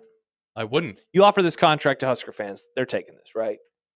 Maybe that's a poll question. Poll question. You are taking that, right? Poll question. Michigan, Penn State, and Minnesota losses. You beat everybody else, including Iowa. You go 9-3 in the regular season for the first time in 9 years. 9 years. Describes Peterson lower himself to poll questions? Of course. I still love poll questions. Okay. I think it's too much of a jump. I think if they won 9 games this season and they only won 6 last season, I think that's too much of a jump. Van Halen wrote about it, though, Nick. That was about trying to tell a guy to jump off a building. Did you know that? Oh, maybe that's what... Don't know where I want to go with that, so I'll just be quiet. I think it should be more of a gradual thing, because if they go 9-3, then they're going to be foaming at the mouth if they don't go 9-3. Sam writes, or imagine better. the offseason after that. Summer 2026 would be delightful. Yeah, getting ready for year 3 of Dylan Raiola. Everyone's back. National championship or bust. Playoff or bust. Then if they don't, with the goofy, stupid thing that the Big Ten has, top six. And then if they don't make home game.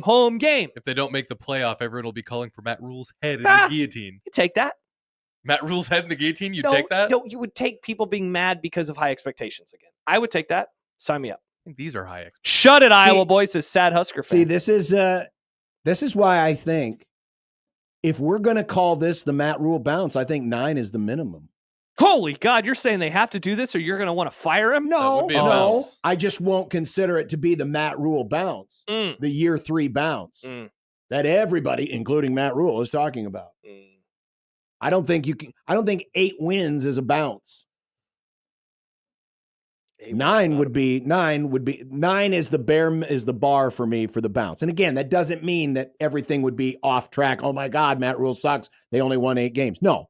I'm just saying, if we want to count this as the year 3 bounce, I won't count it unless it's 9 wins or more. Sounds like a bounce to me. Yeah, it definitely is a bounce. Dave writes, hello, Dave. Every year it's predicted 8 or 9 wins. 8 straight years under the Vegas win total of 9. Or under the Vegas win total. 9 out of the last 10. Average is 3.5 home wins in 10 years. 1.5 wins on the road the last 10 years. Yeah, this would be breaking a myriad of trends. Well, myriad. I would say this, though, Dave. Now, it's predicted. When you're saying it's predicted, that's what the humans are saying. This is the first time that Bill Connolly's computer has spit out this many wins before a season. Yeah, I would say last year it was probably at 7 or 8. It was probably at 8. I can't remember his numbers. Now, part of this, too, and this is not being critical of you, but there's a little thumb on the scale of the 3-point home field advantage bump. Because if you took that away, it would mean a loss. Well, they already lost to Minnesota, but it would mean a loss to USC. It would mean UCLA as a pick'em, and it would mean a loss to Iowa. So it would get a little closer to 7 or 8. But, home field does account for something in every predictive measurement. That's a good poll question. We'll put that out. We will. We will put that out indeed. Well, coming up next in content. Well, if you haven't seen it yet, the new cover for the EA Sports College Football game is out. I thought we were going to talk about Lando Norris winning at Monaco. Why? You said you hate that race. He still won. That doesn't count. He did win. Okay. Also, why Jayskers would be happy. Oh, that's awesome. Congrats. And an update on Rocky's Bottom. I was there. You at least saw... Think about it. Yeah, that's rare. I saw a rare Rockies W. You saw 11% of their wins for the season. I did. 11% of their wins. The Yankees got dingered. Dinger's the name of their mascot. Wasn't it like only 2-1? Something like that. I don't remember. I didn't think that was possible playing in that altitude to only have a 2-1 game. The Yankees, they made up for it the next day. They must have taken the day off. Max Fried was the starting pitcher. Well, more of that next on 1620.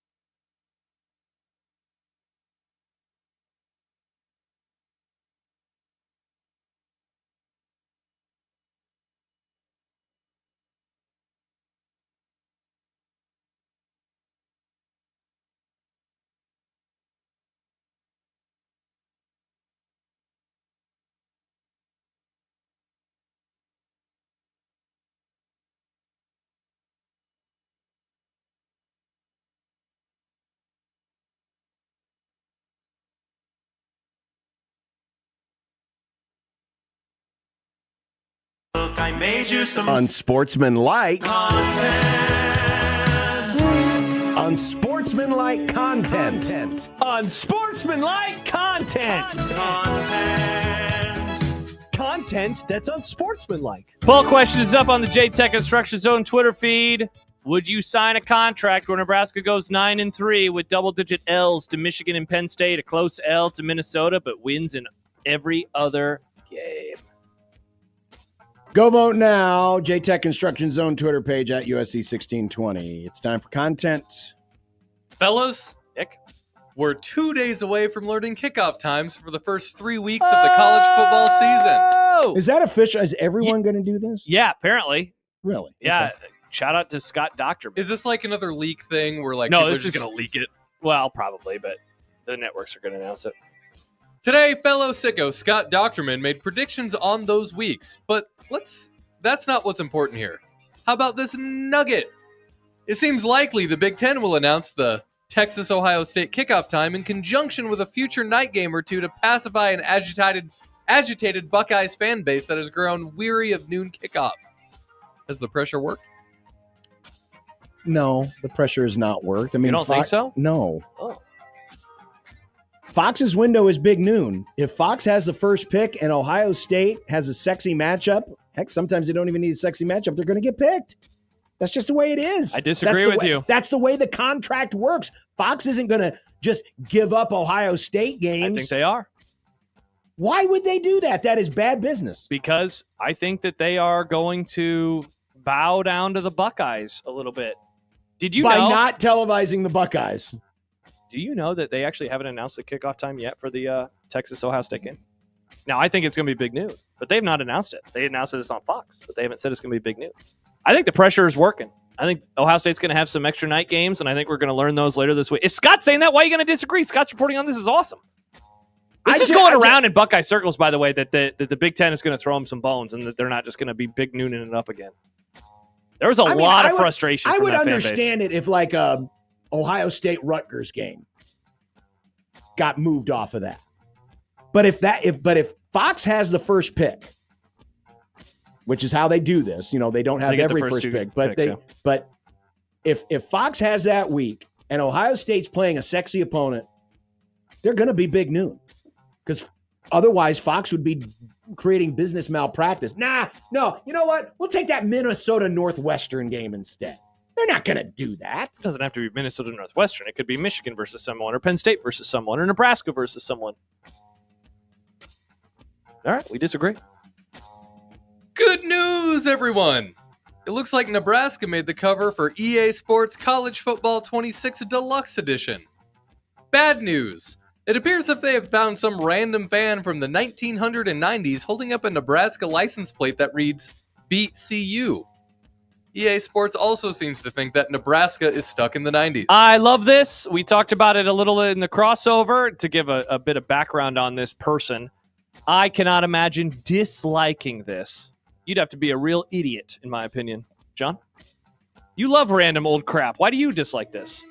Well, I mean, it's fine. You dislike old people? No, it's not that. Old white men? But that's a great license plate, too. But that's going to be the thing that represents Nebraska, all the things about Nebraska football, and yeah, why not? It's going to be some random fan holding up a 30-year-old license plate. It's better than a lot of the other stuff. A lot of the other stuff is boring. Old white guy's pretty good descriptor for Nebraska. Yeah, for sure. Stib says it too. Maybe the best Nebraska license plate that ever existed. Why, You're okay with the Twitter nothing... accounts doing the corn, but this is a bridge too far for you? I don't know. It's just this is what they think represents Nebraska. Or maybe they asked Nebraska and they were like, "What about this guy?" I highly doubt that's the case. Other schools, it's like people, especially because he's holding up a license plate about a rivalry that doesn't exist anymore. People still hate him, though. Well, yeah, but they don't play him every year anymore. So who cares? What is that? You hate Southern Illinois or Wichita State or something, don't you? Yeah, but if this were college basketball 26 and they represented it with a Creighton fan holding up a beat WSU, I'd think that's kind of stupid. We don't play them anymore. I think this is cool. I just think it's what EA Sports thinks of Nebraska now. They're stuck in the 90s. No, I bet Nebraska, they probably gave them permission to do this because they obviously had to get permission from every other school. I bet that this is what they wanted to do. Matt Rule's probably like, why would you would not need the university's permission for that? I bet they asked the program and they were like, no, we're okay. I'd rather have that than Matt Rule. That's boring. I'm not saying it should be Matt So what do you Rule. want, Dylan?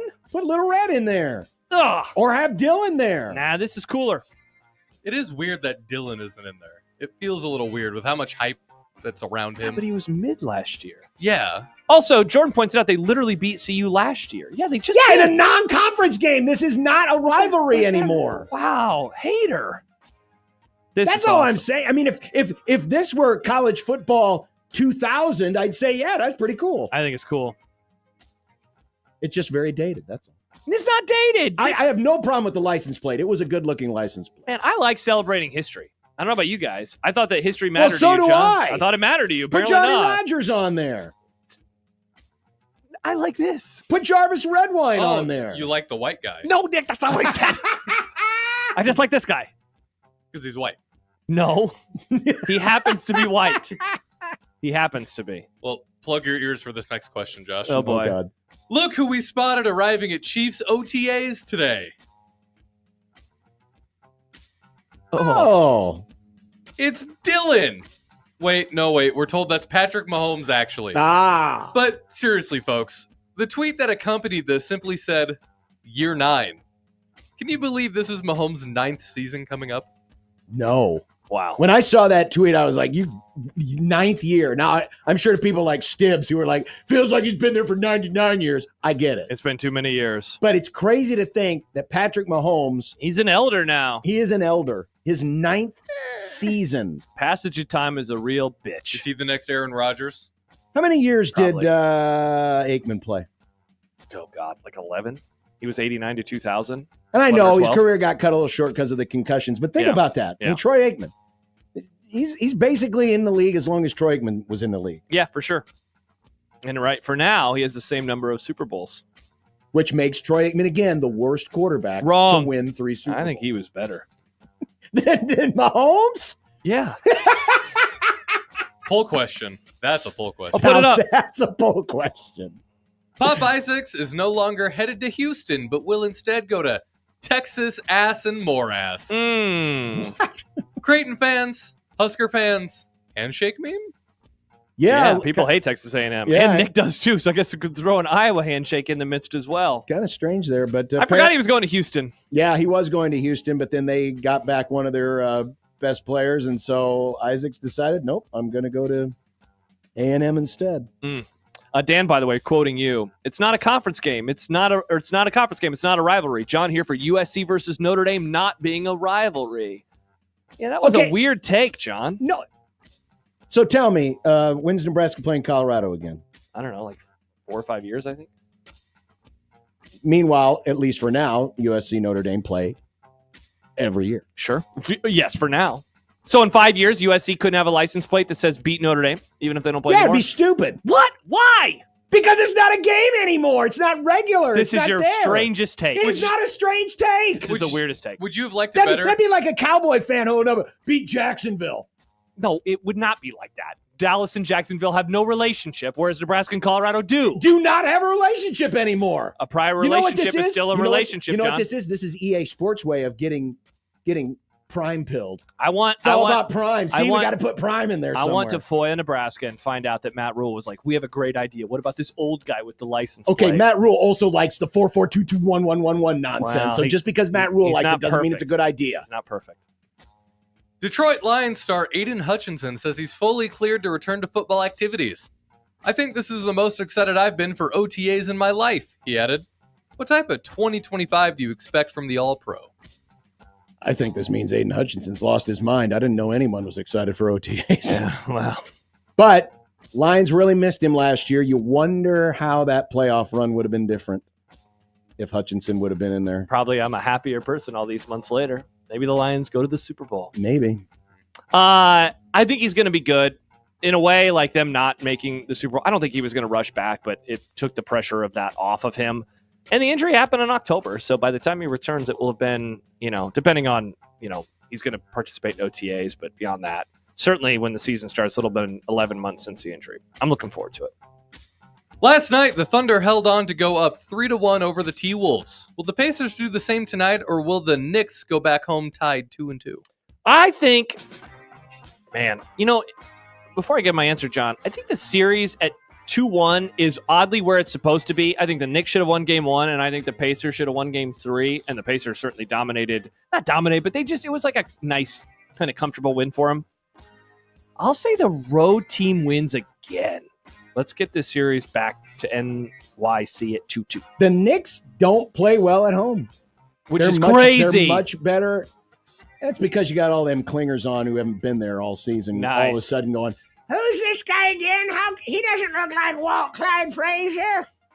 I don't know what the dynamic is. It's just an odd dynamic. But we're all, of course, rooting for Indiana because down with Smelly Town. Do you think the Knicks or Creighton has a better record at MSG?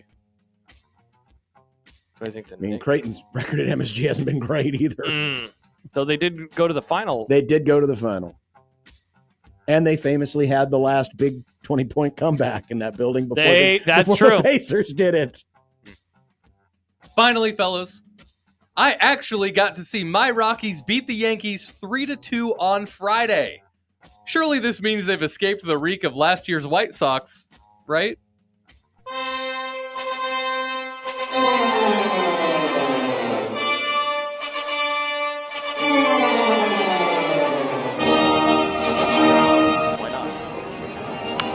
Right side again. That's another base knock to just about the same spot for Trey Sweeney. So that's 9 hits in his last 3 games. The ball gets away. Sweeney into second. Here comes Baez. It is 8-0. That's the 3rd Rockies error. And everybody in attendance.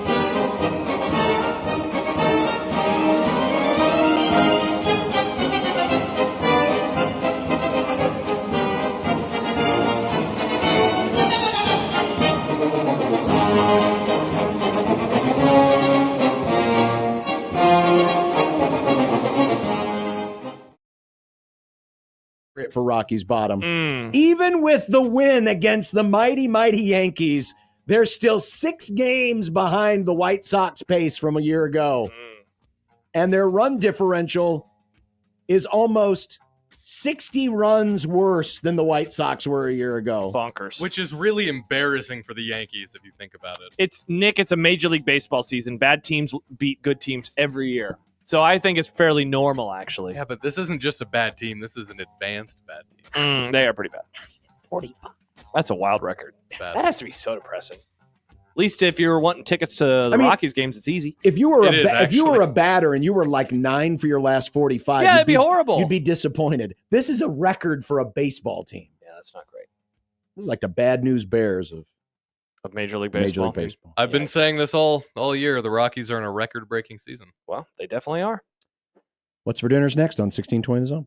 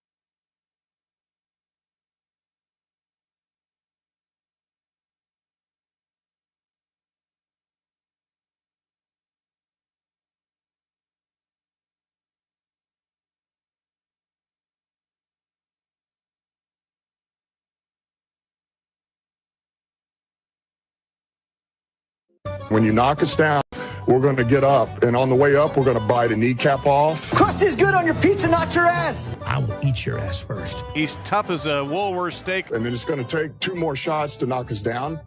All right. And on the way up, we're going to take your other kneecap. I'm ready to hang them up, gut them, and skin them, and chop them up. You know what? I'm ready. My daughters aren't starving to death. I'll eat my neighbors. And we're going to get up, and then it's going to take 3 shots to get us down. And when we do, we're going to take another hunk out of you. Cliff, what are you going to take away as your best memory from playing basketball at Boston College? Probably just like we had some going out to delicious eat. smash burgers. Oh, And there's a nice. few left over, so I'm going to have some smash burgers. I think we're going to do that at some point this week. I think I'm just going to do mac and cheese, and I think I have some leftover chicken that I might just throw inside of it. Get a little protein in there. Last night we made chicken breast and broccoli and yellow rice. No leftovers, unfortunately. Oh, though, so sad. I'm not sure what's tonight yet. Some emails coming in about the CU thing. MB says, you're missing it. Even the football game creators know how much all Nebraska fans hate Creighton. David, the other side of the joke. It's nice to know that they're still living rent-free in Husker fans' heads. David says, are we sure the Husker fan isn't a confused elderly Jack that believes he's at a Nebraska ball game still holding on to that 1 year that Nebraska beat CU en route to winning the national championship or a crown title? So I like that. A Creighton fan makes fun of Nebraska and a Nebraska fan makes fun of Creighton. John, would you like the license plate better if it said beat IA instead of CU? It would. But then it wouldn't make sense because it's a 90s license plate. Well, right. It would make more sense in that is an actual rivalry that happens every year.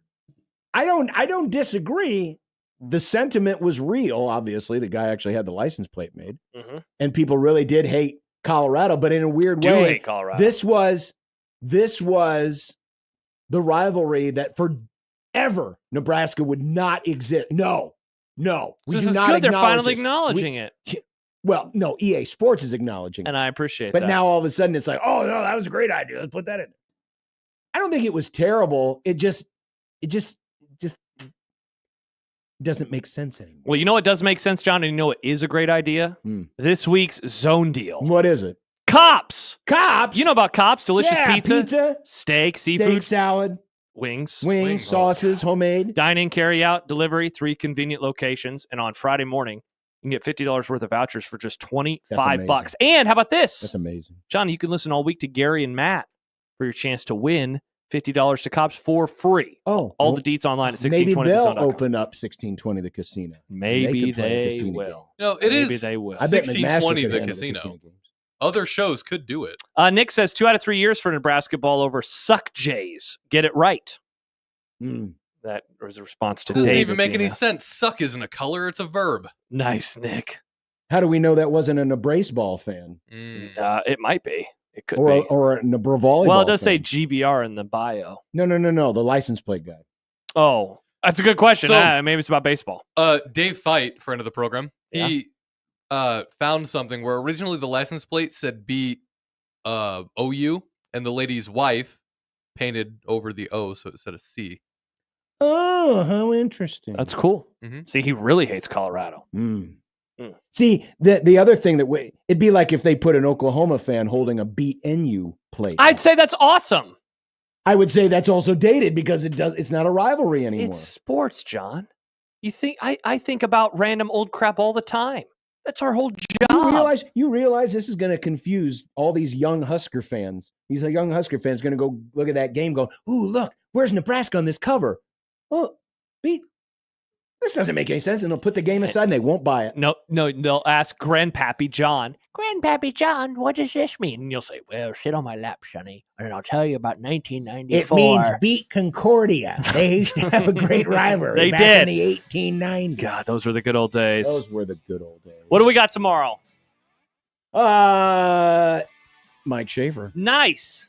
Stitchhead is back. Oh, great get, Nick. Our good friend Eric Sorensen. Dumb debate. Oh, nice. Scheduling, Nick. Thanks. Uh-huh.